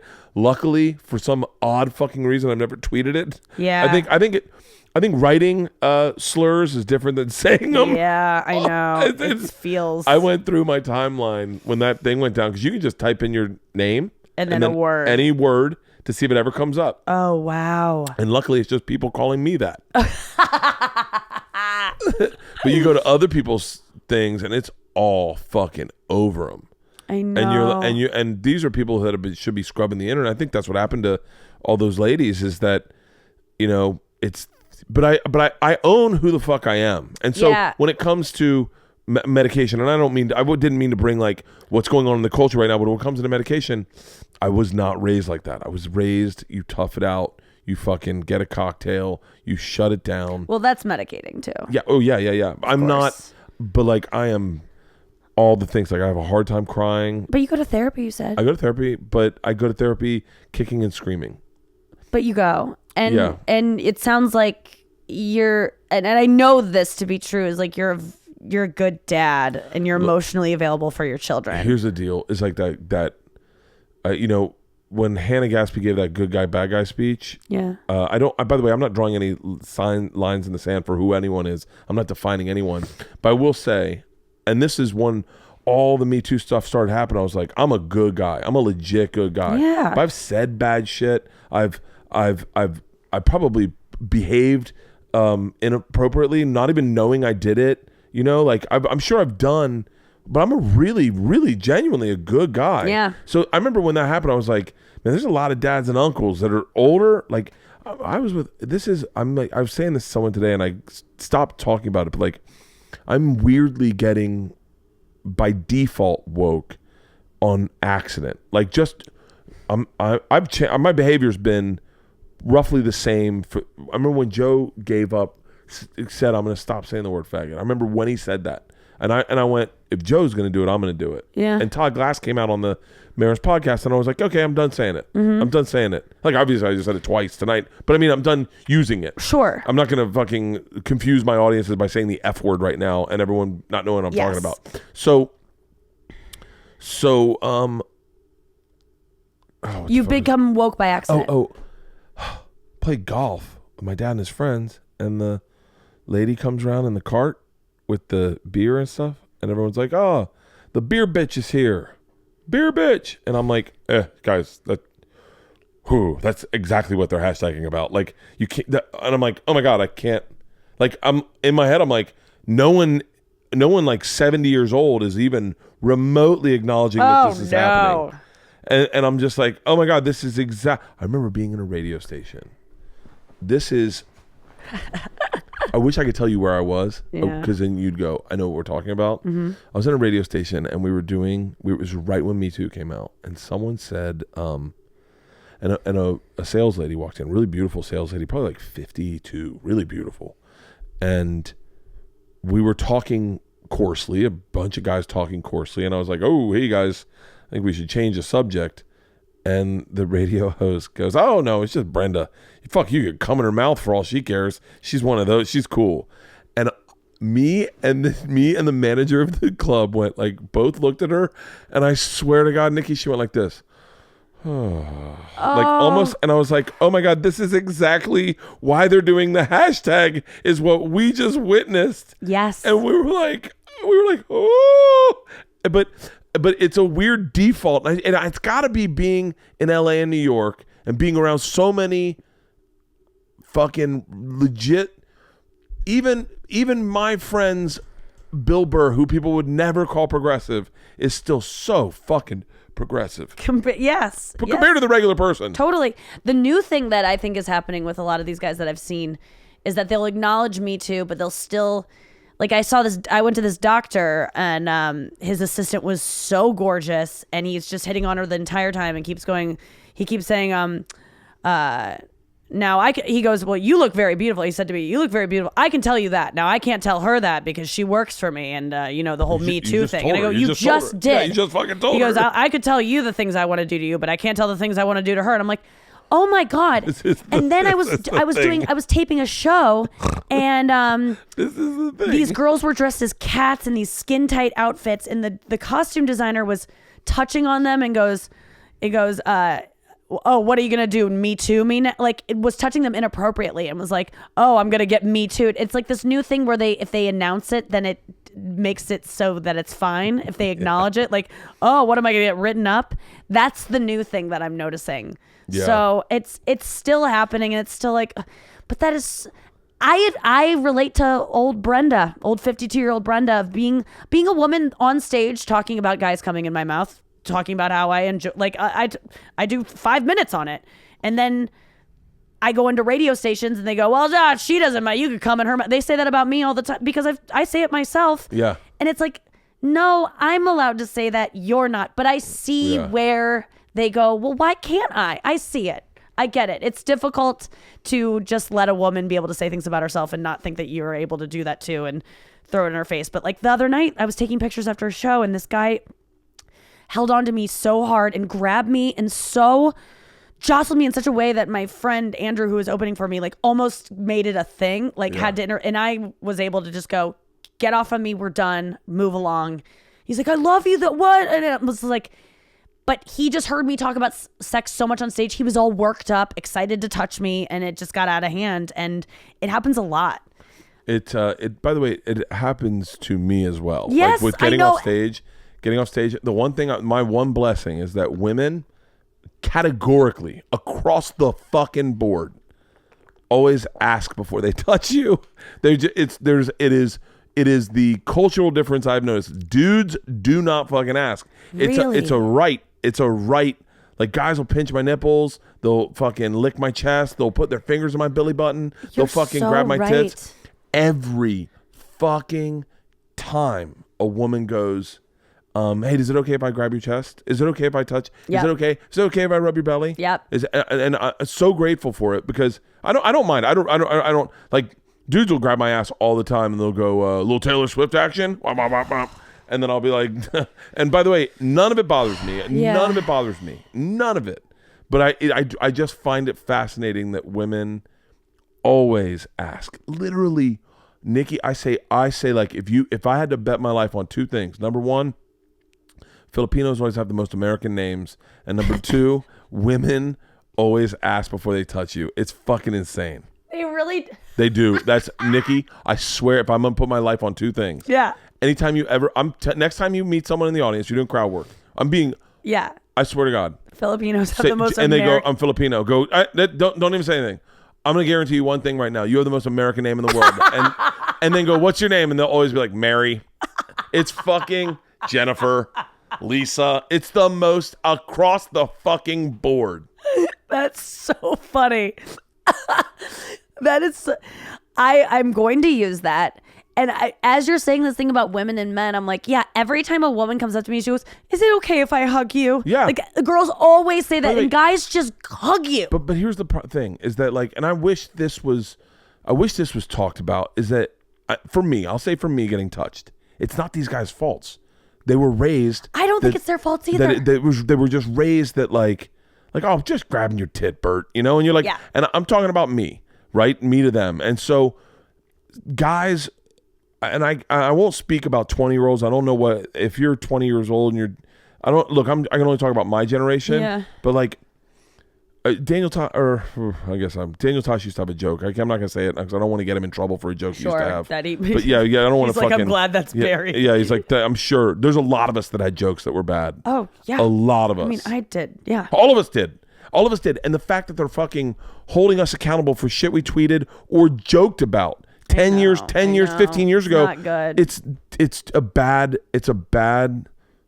Because what about the stuff that's okay now that's not going to be okay in 10 years? There's tons of it. It won't be okay in 6 months. Exactly. And that's how quickly it's going. Yeah, and you go, okay. Like I did in my special, I did a black guy's voice. And someone said to me the other day, I can't believe you did that.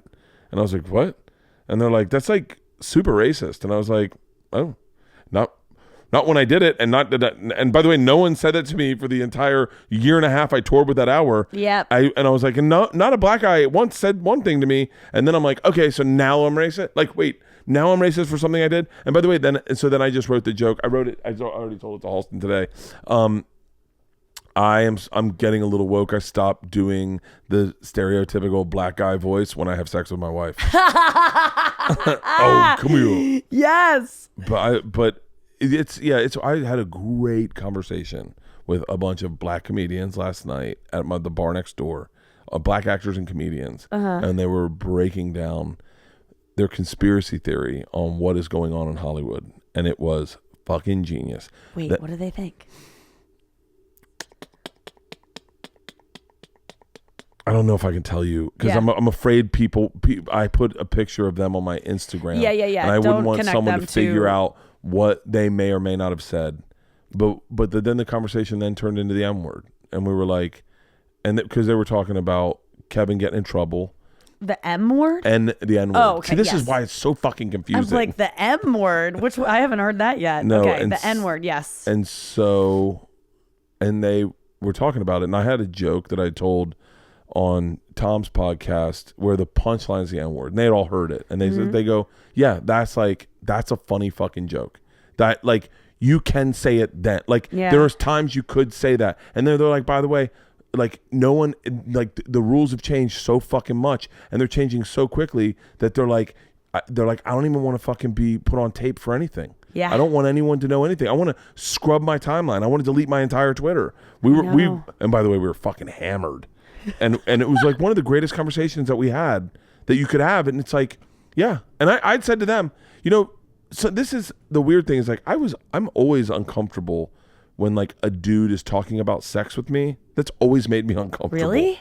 Yeah. Cause I'm not a sex guy. I'm not like, I'm a regular. Yeah. You're regular. Not that's right. I'm not like, tell me about the blowjob you got. You're not like talking about girls like that. I've never talked about having sex about like, if I tell you a story about having sex, it's funny. Like punchline. Yeah, it's a punchline. It's like, I'm never like, dude. Like, that's just... I know, you're not. That's so funny. But are guys like that? I feel like guys, they are. Oh, yeah. And do you get uncomfortable hearing other guys talk about... I get uncomfortable when guys point out women to me. Oh. It makes me uncomfortable. I'm like, easy, bro. You are one of the good ones. Like, no, I'm not. Oh, no, hold on. Don't no. That's how you paint someone in the corner getting taken down. As soon as you say you're good, they were like, "Oh, we'll prove you wrong, bitch. We'll find something." Yeah. No, I get uncomfortable when dudes notice women and they're like, "Bro, 2:00. Yeah. Look at the fucking," and you're like, I'm like, okay. I don't. I mean, I notice women. I notice things. Things I like about women are fucking so fucked up. It's like. Yeah. What? I like any woman that's like 50 years old and like still really beautiful. Yeah. I love gray hair. Like I love when I see gray hair on a woman. Nice. That's like a younger woman with gray hair, not like a 90-year-old woman. It's never just the typical things that are gonna things that would I'll notice the things I notice. By the way, you'll catch me saying them in meet and greets. I'll go, God, I love your glasses. Yep. Things like that. I go, ooh, I like those glasses. Your glasses look great. Hey, did you have braces? Like the weirdest fucking thing. Yeah, you'll. I do the same thing. Yeah, I feel the same way that you might get uncomfortable when people point out women that are hot, like objectifying women, like when there's like a little person or something, and the people you're with have to go like, dude, look. Like, I'm just like, yeah, we all see it. Why do you have to call it out? My buddy did that the other day. I hate it so. Or if there's an obese person or someone maybe that looks as twitchy or something, it's like, can we all just like, we all see it. You don't need to point it out at all. And that person feels it so much. They see you doing that. Yeah. They feel it. And it's just like, why? I really hate that. You had someone do that recently? I have a buddy of mine. We were at a store. He's listening. He knows I'm talking about him. Yeah. But there was a little person that was working in the Macy's that we were in, and he was like an employee, trying to help you find clothes. And I cut the corner, and I didn't see him. He came out behind the clothes, the jackets or whatever. Yeah. And I was just looking for the bathroom, and I was like, and he came out. I was like, hey man, what's up? I go, hey, where's the bathroom? Or no, I said, do you have any winter clothes? And he was like, no. all our jackets are gone already. I said, really? He's like, I was like, where's the bathroom? He's like, oh, it's just back behind you. I was like, cool. And I actually thought to myself, I really wanted to like call Brad and go, hey man, just thank you for like being my friend, so that when I see a little person, I literally just am like, I just am like a regular person. Just a person. Like, yes. and it wasn't always like that for everyone. Of course this is a shitty fucking world. Brad will test and then my buddy came up. He's like, yo, did you see the midget? And I was like, yeah, I did. Yeah. And I am grateful for my friendship with Brad Williams too, because you're right. Like you run into a little person, you're just like, oh, that's just a person, just a like regular my friend dude with Brad. a regular life. And of course they are, and that's stupid that we even have to say that. But yeah. Everyone knows the feeling that you get. Like I remember one time I was driving the car and I was riding in the back seat of like an Uber, and I just looked to my left, and there was like a burn victim looking at me from a window next to me, like a crazy disfigured face, and I screamed because it was so scary. And I have never felt. So, I mean, I couldn't. It was an involuntary scream, like it just looked like a scary mask or something, and I've always felt so bad about that. So whenever that was involuntary, but whenever I see someone who has a thing, I try. And that's another thing that I struggle with, because I try not to make a big deal of it.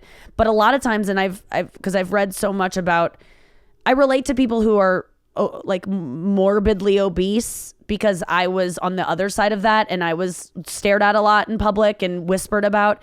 And so when I see someone who's morbidly obese walking down the street or something, sometimes you don't make eye contact because you don't want them to think you're looking at them or staring at them. Yeah. But then I've heard many accounts from people who are like, no one ever looks at me. And then that feels isolating. And it's like, well, then now I try to look at them to make them feel as if, just treat them as any other do you know what I mean? Like, yeah. So in trying to be nice and not looking at them, you're actually being rude. And so it's like, I try so hard. It's hard. There's something to be said for like, this is, by the way, whatever I'm saying is going to sound very fucked up. But for those moments where you're like, oh, cool, I'm just being a regular person. Like with like, and then you're like, hold on. Because I noticed that, am I no longer I'm not a regular person. Yeah. Now I'm patting myself on the back because I'm some hero because I can talk to this guy. You know who actually, Josh Blue was someone that, I mean, he has cerebral palsy, right? Yes. Yeah. He has cerebral palsy, and it's like, I mean, his hand is clenched to his chest most of the time. He has trouble walking. His voice is impaired. And then you hang out with him for less than a day, and you don't see it at all. I thought you were going to say, and then he quits the act. Then he drops it. It almost feels as if he does. Yeah. He was the first, disabled person or someone with that has a thing that everyone will kind of stare at when you walk into a place that I was hanging out with on a regular basis, and it completely disappeared. He taught me so much about that. So then what's the answer to that? Like, how do you exposure. Is it just exposure? Is it like, I'll tell you what's not working is finger pointing. Like, that's what's not working, which is happening online nonstop, is like, you guys are wrong. Like when the Kevin Hart thing went down and then Nick Cannon just started going, what about them? I go, that's not how we solve this, man. Like, yeah. I mean, I understand his frustration. Yeah. But like, that's not like, none of the fucking finger pointing that's going on is. I think what you were kind of getting at before, and what I have to accept about myself, because I'm also like, what have I tweeted? I'm going to go back through and I'm getting anxiety about it. Like the second I get something, it's going to be taken away because they're going to find some tweet, and I just go, just let it go, Nick, because I'm not a bad person. Dude. I like people. I really know I'm a good person. Sometimes I'm like, are you a sociopath? And I'm like, no. You're flattering yourself to think that you're a sociopath. You're not. I'm a good person, and it's taken me a while to really land on that and to accept that. Like, I'm nice, and I am well-intentioned, and so I'm just gonna keep going through life and knowing that I have been a good person. I probably didn't write anything shitty, and if I did, it was by accident. Yeah. So I hope that I can issue an apology and people forgive me. But and you have to believe it too, because and you just said you're a good person. I'm a good, but I think I had this conversation with someone the other day. I said this on stage as well. And someone said, I'm not a racist. I go, oh, you don't get to pick that. I think we pick that. Yeah. Like you do you, and then we decide behind your back if you're actually racist. Yeah. And that's the scary part about it is like, some people don't know they're racist. Some people don't know they're sexist. That's the thing. And by the way, everyone is a little bit racist and sexist. Yes. You can't not be because of how we were raised. And so I acknowledge that sometimes I make decisions and have opinions about people and things and even white people and black people because I was raised in St. Louis, highly segregated area. I only knew black people because they were bused into my school, and thank God, because I would have not grown up around a single black person. I only grew up around two. Yes. That's two. Kari Brown, Andre Kerwin. Shout out to Adonis Willis. I got to give a shout out to only third black dude I knew growing up. Those are my three. And then I there was other one, like I met a guy named Kwate. I knew a guy named Efren. Most of ours were Cuban. Thank God the black people you're listening sound like black people. Yeah, I know. It's really checking out. It really checks out. Yeah, all of those names. It's so funny because, there is no... I said, I'm trying to figure this out to say this on stage.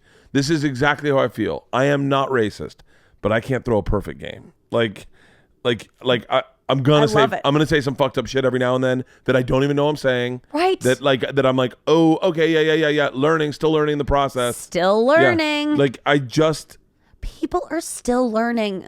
I love every Halloween because there's a new celebrity who didn't know that blackface wasn't something you're supposed to do. It just didn't get to them yet. Because blackface, to understand why that's inherently racist, you have to have some sort of education to get it. Because otherwise it's like, well, black people have a darker complexion. Why wouldn't I put darker complexion makeup on to be a black person? Yeah. It makes logical sense if you're just an innocent idiot white person. But if you know the history of it, then you go, oh, of course, this is terrible to do. But every Halloween, there's a new celebrity who no one in their camp goes, hey, maybe don't do that. Don't put that on your face this year. Dude, who is I wish I knew her name. I only had 2 conversations with her. She works at Cobb's Comedy Club. You were just in San Francisco. Yeah. Black chick. I did not meet beautiful hair, and I only say that because I said something about her. We had the best conversations ever, and I said to her, I need you to explain cultural appropriation to me. I know what it is. I know when I see it, but I want to know from your perspective. And she said the most brilliant fucking thing. She said all the shit I hated about myself growing up. My nose, my lips, my hair, to see my butt. All the things that made me feel insecure about myself that I didn't want to have. To see some white chick just do it and it's cool pisses me off. Oof. And I went, really? She goes, it just pisses me off. I'm like, great. So all the shit about me that I couldn't stand growing up, now you're just going to fucking rock it and I'm supposed to not call you on it? And I was like, wow, that makes sense. And she goes, listen, I don't have a problem. We ended up having the greatest conversations that week. And the whole time I kept going I need more of you. She's a writer. She wrote I gotta find out who she is because she wrote a great article about cultural appropriation in the Huffington Post. Oh, nice. And that boils it down to I get it. It was I was like, oh, that makes total fucking sense. If there's something that I didn't like about myself and that society deemed not attractive. Yeah. Society says isn't cool. Right now, if all of a sudden it became very fashionable to start saying racial slurs and sexual slurs and smacking girls on the ass, and I'm like, wait, I was just told to hate that I couldn't smack, and then now you get to do no, that's a really bad example. Yeah, but I know what you're saying. I'm trying to think of something that I grew up hating about myself, and then suddenly it's cool. It's cool. By the way, I didn't grow up just yelling racial slurs and slapping chicks on the ass. There was a little misstep on the analogy. Yeah, the analogy was very flawed. If you grew up being terrible at analogies and then people just started nailing analogies, but you're what the fuck, man? No, it's that she really yeah, you're right. It's hard to play a perfect game. I try. I think all you can do is try not to be racist and try to be sensitive and try to be empathetic. But given the way you're you can't help how you turn out. You really, and you can just try to do your best and try to I don't know. But I would never go like, I'm not racist at all, because I do things that could make people think I'm racist. Yeah. And I'm doing them unintentionally. I'm never intentionally racist. I'm never. But I guarantee you I'm unintentionally racist at times. I've known you for a very long time, and I have never seen you do anything racist in my entire life. Right. Having said that, you've known me. You've never seen me overtly, ever even subconsciously be racist. However, there are things you do. I mean, I was in the car with my buddy Omar, and all of your black friends have the blackest names, and that's racist of me to say. Omar and our daughters were good friends. Yeah. So one day I just walked to the weed store, and I was walking back, and I was walking by our daughter's school, and we had to go by our school, and he was in his car, and I hadn't seen him in a while. He'd been in Louisiana shooting a movie, and I just go, "Hey, what's up?" He's like, "What are you doing?" I said, "Nothing. I just got in his car. I got in his car." Yeah. And no, I would never think twice of getting in a person's car. Sure. And he's like, "Shit." I go, "What?" And he goes, "We're getting fucking watched." And I was like, "What?" What? And he goes, "There's a cop across the street in an undercover car that's watching us. And it's because you just got in my car." I go, "Hold on." And like, by the way, this is white privilege all over him. I'm just like, that motherfucker thinks he's going to look at us because I got in your car? Fuck that dude. And Omar's like, "Dude, if I'm not mistaken, you have a ton of drugs in your hand and you just got my car." And he was like, "Time to go." And so Omar pulled off. By the way, we're waiting to pick up our kids. And I'm like, and he's waiting to pick up his kids. I'm going to meet my wife who's waiting up there. And I'm like, "Wait, where are you going?" And he's like, "I'm going to drive around the block, get the fuck out of here." And I'm like, "Omar, you're being so black right now." And he's like, "You have no idea what could fucking happen to me." And it's a two friends talking. Yeah. We talked about this last night at the bar. It was two friends talking about a moment. And he's like, you're being very insensitive to me being black right now. Right. And I'm like, this can't be real. And he's like, "It's very real. This is my reality." Yep. And it was like a great moment.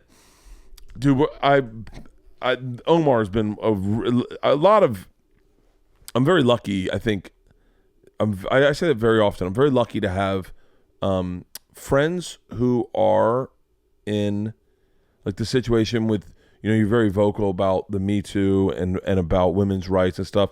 And then Omar is very vocal about Black Lives Matters. And I'm very lucky to have friends as what people would assume as me as looking like an oppressor. I'm very lucky to have friends that I can just hang out and talk to like this. Yeah. Because I don't think everyone has that. I think everyone's kind of in their own bubble and they see shit on TV or they read shit online and they don't get the opportunity to have the conversation or even listen to it or hear both sides of it. Yeah. And that's why I love having this fucking podcast. Thank God. I mean, you're like a super valuable friend to me because I can always bounce things off you when I go, "Oh, hey, well, and you, oh, yeah. But likewise, man, because I think you're right. You say you're acknowledging that like you're not perfect when it comes to all of this stuff, but you give me perspective of the fact that like when I can get mad at men for behaving the way they do, it's like you honestly don't have a choice based on how you were raised and who you are. Like I do have some empathy there and you can't not have it, because if I were you, I'd be the same way. Or if I was, like you're right about giving some perspective on the Kevin Hart thing from where he came from.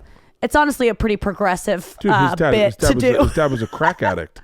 His dad left him and his brother and his mom to fend for themselves. Was a crack addict, and Kevin grew up in Philly. Like we're talking maybe like if you're growing up as a young black kid in the projects, top 10 scariest cities to grow up in. Yeah, and that's all we got out of him was a couple tweets. And they're not good. And by the way, no, I can't defend the one about not wanting his son to be gay. Oof. Not that introspective. Not great. Not the best thing to tweet. However, having said that, it was a tweet. It was whatever. I just say I think Kevin's a really great guy. Yeah. Knowing him, I think he's a very sweet guy. Mm-hmm. He's a hard worker, and I think he wants the world to laugh together. And I don't think he is a racist, a sexist, a misogynist, and I don't think he's homophobic. Personally, right. I don't think he's homophobic. He probably has some tendencies of being like whatever, but when you grow up thinking that that's the worst thing you can be, which he probably like his family and his friends. I mean, like that's when you grow up thinking there are people that are in cults and then they get out of them and they're still have struggles with like breaking free of that kind of mentality. When you grow up around a certain mentality, which is gay people are bad and they choose to be gay and all these things, like that shit's deep. Dude, and it's hard to lose. And Kevin's, you can't blame him for turning 40 sometimes. But, I mean, I think people in today's society forget that we were the children where AIDS was introduced to. Oh yeah. Where AIDS came up when we were kids, and I had 2 uncles that had AIDS, and you were not allowed near them. Wow. You weren't allowed near them. Don't get near them. You don't want to get AIDS. Yeah. And that stigmatizes a lot of children's brains. Of course. And Kevin grew up in the projects during the AIDS epidemic. I mean, dude, junkies were getting in, and so I mean, I don't know. I'm not gonna sit here and try to defend Kevin because I'm not defending him. I'm just saying like the pointing of the fingers isn't working. I think what we're getting at though is like exposure. Like we need to talk to people and be around people that are different than us, that we're scared of, or we're scared of offending. Put yourself in front of them, offend them, let them tell you to your face that you're being offensive and why. Yeah, I've wanted Lindy West on my podcast for a long time. I love Lindy West so much. I've learned so much from her. But you imagine being me and learning stuff where you're like, I mean, did you read her book Shrill? No, I didn't. I really recommend it. Really? Oh my god, I love her writing. She's a fantastic writer, and her book Shrill. I think A.D. Bryant is starring in like the TV adaptation. But who's A.D. Bryant? I know A.D. Bryant from SNL. She's also in. I feel she's Bryant. So good. But Lindy West's book Shrill really taught me a lot, and I recommend it. She did a thing on NPR where she talked about. It was a bunch of women, but she's done a couple things on NPR that I really loved and I enjoyed. I said this earlier. It's my problem with Twitter these days. It's become such a left-wing echo chamber where one of the things I like about media is to hear exactly the exact opposite side of everything. Yeah. So I love hearing it, and that's why how I came to Lindy West is I was like, dude, I hear the meatheads. I need to hear someone else say something. Yes. And so I started. And then you take. I love that you're into her. Oh, good. Dude, I tried to get her on my podcast. She needs to be heard by more men. I would, Lindy, come on this podcast. Dude, when she went up head to head with Jim Norton, I was like, dude, you got mad respect. I'll give you. She's brave. Ton of respect. Shit. That's when I said to myself, I was like, dude, I like this woman. Like this woman's like, I like this. I like that she's standing by her laurels and saying what she's saying. And I go, I need more of her. And I tried to get her on my podcast. I think I reached out to her and I think sometimes people problematic, and I'm not saying that Lindy did this, but I think people are so party affiliated and so lines drawn in the sand where they don't want to hear anyone else's opinion, and they assume that because you look a certain way that you'll have a horrific opinion, and you're like, no, I just want to have a conversation. No. I'll never bring a person on my podcast to fight with them. She'd be great on this, and you'd be great with her. I like that you're. Yeah, I'm down. You're woke, Bert. I'm not woke. I'm just. You're woke. You're woking up. You have 2 daughters. I mean, and you're trying. But you're a good guy, and it's nice to have these conversations with you about this stuff because I feel I really relate to you in feeling like I'm kind of stupid when I say offensive things all the time, and the fact that you asked that girl like explain a cultural appropriation to me because I don't get it. So many people don't get it. Oh, I'm already. It's the. I don't get it sometimes. Now I do more from hearing that. It's the crazy thing about once you look like a monster. Like I look like a monster these days. Yeah. This is what monsters look like because they just got beards and they're white and they're fat and they just walk through life blowing past everyone's emotions like classist as fuck. Like I go, when you look like a monster, you kind of these days you get a little bit of a pass to be able to ask the monster questions and go like, hey, can you explain that to me? And they're like, oh, yeah. Like, I know, I totally get that you would never understand that. Like, as opposed to when, that's the problem is like, when you claim to be woke and you go, no, I get it. Look, and by the way, I'll say this out loud. I'm Team Lena Dunham these days because she, the poor young lady got put in this idea of like, I'm in the woke generation. I'm a lighthouse for what's right, and she's just a regular person. She was just a regular person, so anything she did was like shine a light on what a horrific human being. She's the worst. I go, no, she just doesn't look like the monster. She's a regular person. Just a regular person. Yeah. Dude, they did an article on her that Oh man, did you the most recent one? Oh my God. I loved it so much. Oh my God. I pulled a line out of it that I read every now and then. Please let me hear what line you pulled. It's my favorite fucking line because this speaks more to every single person in this world. I love her too. I cut it. Ah, and pasted you have it in your phone. Notes. Race is a chronic blind spot for Lena Dunham. Oh, the woman that wrote this. She didn't grow up with a lot of diversity in her New York City private school. I just was like, yeah, it's a chronic blind spot for everyone. Yes. It's a chronic blind spot for everyone. But that's essentially it. It's like she didn't even have a choice. She was raised in a place where she wasn't exposed enough to. Thank God. Like, yeah, I don't know. It's, I love that you loved that article too. I loved it. No. I always say, I have a bit these days where I say this. I know I'm not brand friendly. Like, I know what you think I am. I'm not that guy. I'm a regular person. Like, there are things that I go, like, when I say that, I go, I don't mind outrage. Like, outrage is real. Some people are outraged when you offend their religion or their beliefs or if you offend them I go, what I don't like is false outrage. I don't like fake outrage, and I don't like when people get outraged for other people on behalf of someone. Oh, right. I go, get outraged. I'm cool with you outraged. Do you get outraged about anything? I don't think so. Yeah. I mean, I have to keep it in check sometimes. Oh, I'm sorry. Yeah, I definitely get outraged. When people are going up over Laurel Canyon and they go into the turn lane all the way up to the front and then just cut into the front.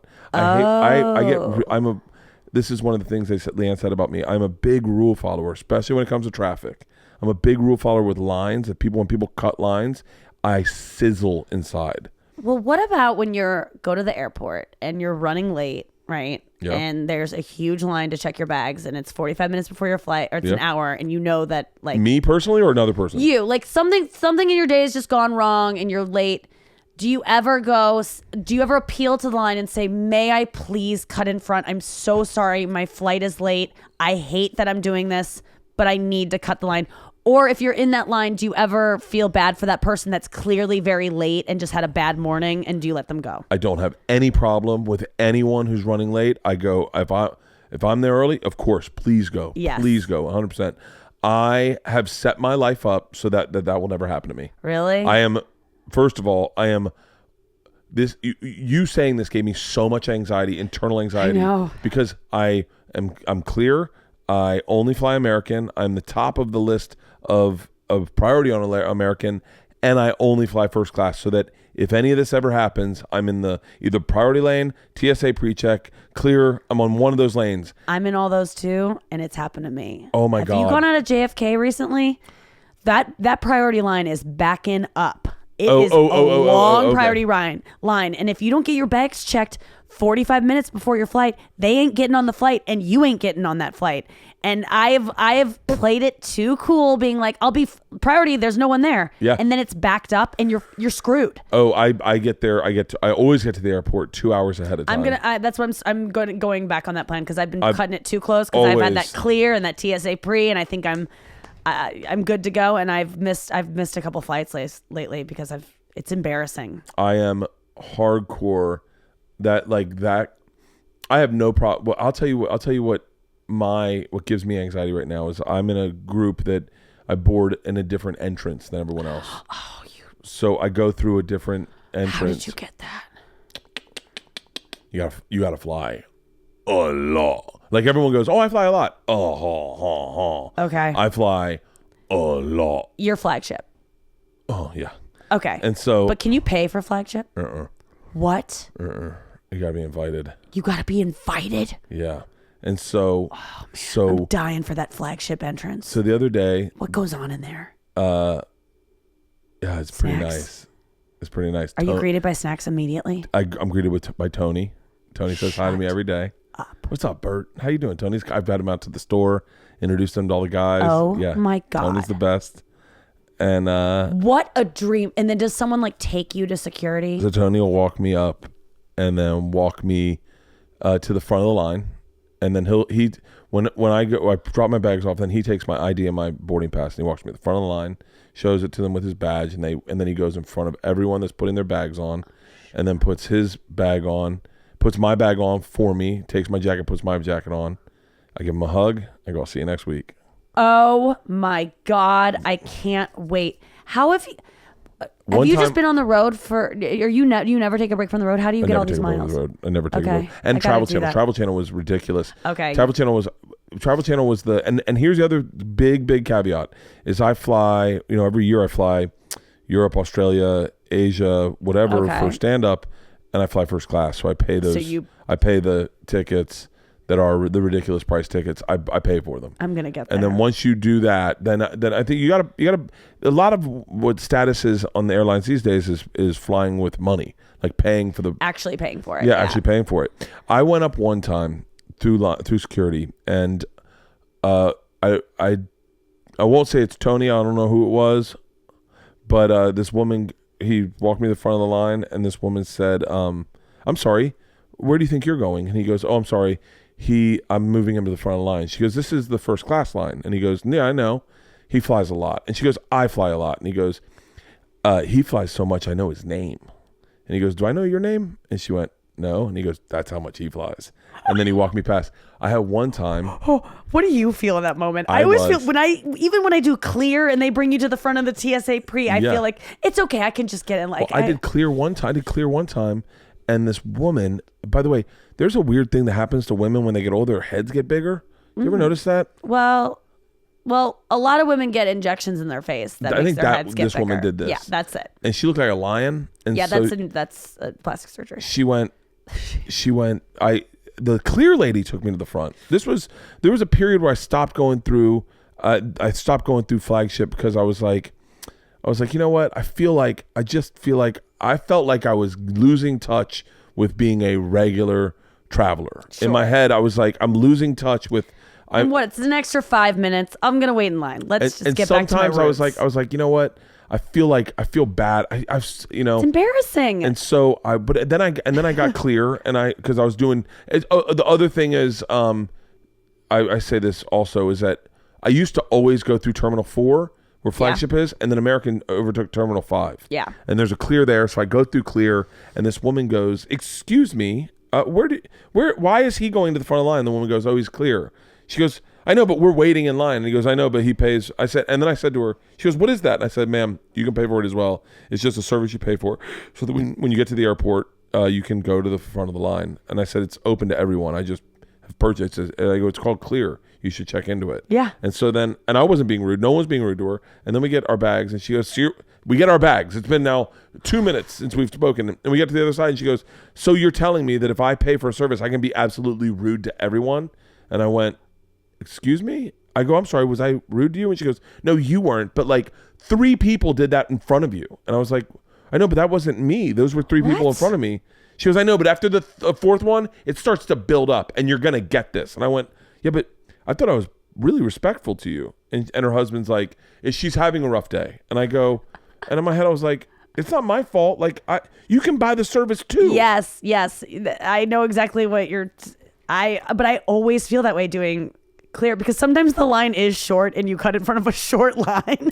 Sometimes it's one person, you just get in front of the one person. And I go, this isn't necessary. Yeah, this isn't worth it. This isn't worth the war. It's not worth it at all. They don't have weapons of mass destruction. Let's go. Dude, Chris Porter saw me one time, because here's my other thing is I like to be first on the plane. I like to get on first. Yeah. And I'm the very first person on the plane. Nice. And also what happens, by the way, we are talking first world problems. What happens is when you clump around, some people don't fly all the time. So they think, okay, if we get in line, we'll get on first. And you're like, that's not how it works. They board by class. And then the right side of the gate, that's for priority. The left side of the gate is for people who did not want to pay extra money or don't fly all the time. Yeah. And so Chris Porter heard me in Chicago. There's a huge line of people. And I'm like, I'm sorry. Is this first class? Is this the first class line? Because it's clumped up. And You're everyone's just trying to. I'm just trying to go like passive aggressive. There's a separate line, guys. No. What I was trying to do was go. I'm explaining why I'm getting in front of you now. Yes, exactly. Yeah. I'm like, is this the first class line? They're like, no, there's no. I said, is this first class line? And I did this to like 7 people because they're all clumped around with the first class line. And Chris Porter just goes, "We get it. you're flying first class, Bert. And everyone looks at me and I'm like, oh my God. No, I know what you're doing. I know what you're doing. Yeah, Dude, there's a separate line and people don't acknowledge it. And if you fly a lot, you're like, come on. Like, yeah. It's just, but if you don't fly a lot, you can't blame someone for not knowing information. God, so... Nikki, I could literally talk to you. I know. We gotta go. I gotta get you out of here. Yeah. We've done like 2 hours. Yeah, that's insane. Yeah, and I know the girls want to say hi to you before they get fucking lost into shit. Everything you're doing, I love. Thanks, everything you're doing, I love. Thank you, Bert. I look to you a lot. I'm like, I want Bert Kreischer's life. I want your career. I want your life. I really do. I talk about you all the time. I'm like, when people are like, what do you want? I'm like, Bert Kreischer. Like, how did he get that? He seems happy. He gets to work out of his house. He has a family who he loves and who loves him. I want it. I want in. I want to have competitions with my friends where we... Give me your Tinder for 1 week, or your Bumble. What's the hot one that you guys use? Oh, Raya. That's the one you got to be invited to. Celebrities are on. Yeah. Oh my God. Do you realize who I'd swipe for you? I'd be like, David Spade, swipe. In a fucking heartbeat. Let's go on a date with him. I'm too old for him. Let's do double dates. Let's do double dates where we'll get you Raya dates, and then me and Leanne will go with you guys. I would love it. And then we'll just and I'll be like, Leanne, we got a Raya date. Nikki's going out with Liam Neeson. By the way, I tried to say Liam Schreiber. I'm obsessed with that guy. I know. I watched him fuck on Ray Donovan the other night, and I was like, oh, show his dick, please. Oh man, I gotta check that out. God. Your show. Yeah, I have a show on Sirius every day. You Up. It is from 10 to up late. Sounds good too, but it's the morning show every day from 10 to 12 Eastern. By the way, on Sirius. All the boys you have on there, and I say boys. Yeah, they're boys. I love those guys. They're so great. They love you. It's so much fun. Ian, Tom, Andrew. Andrew's one of my favorite dudes. I don't even really know Andrew. Yeah. But Andrew's one of my favorite dudes because I follow him through your Instagram. He's so funny. He Andrew cheers Collin. me up so much. Aww. I'm like slowly falling in love with the guy because I'm like, everything he does is just silly and it's just for fucking comedy's sake. He is. I just turn my camera on him and he delivers gold. He's fucking so hilarious. He's my best friend. And he's like, Ian the last time was talking about glory holes, and I said a line in there that I used in San Francisco. Really? This must be just for guys that are into the smell of cedar.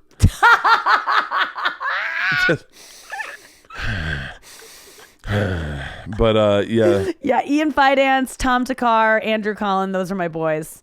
And we have a lot of fun on that. You have a really uncanny ability of finding great dudes to hang out with. Thank you. I don't know why that hasn't translated into your love life. Well, eventually. Because they're really all great guys, great comics, and yeah, I absolutely love you. I love you, Bert. Thank you.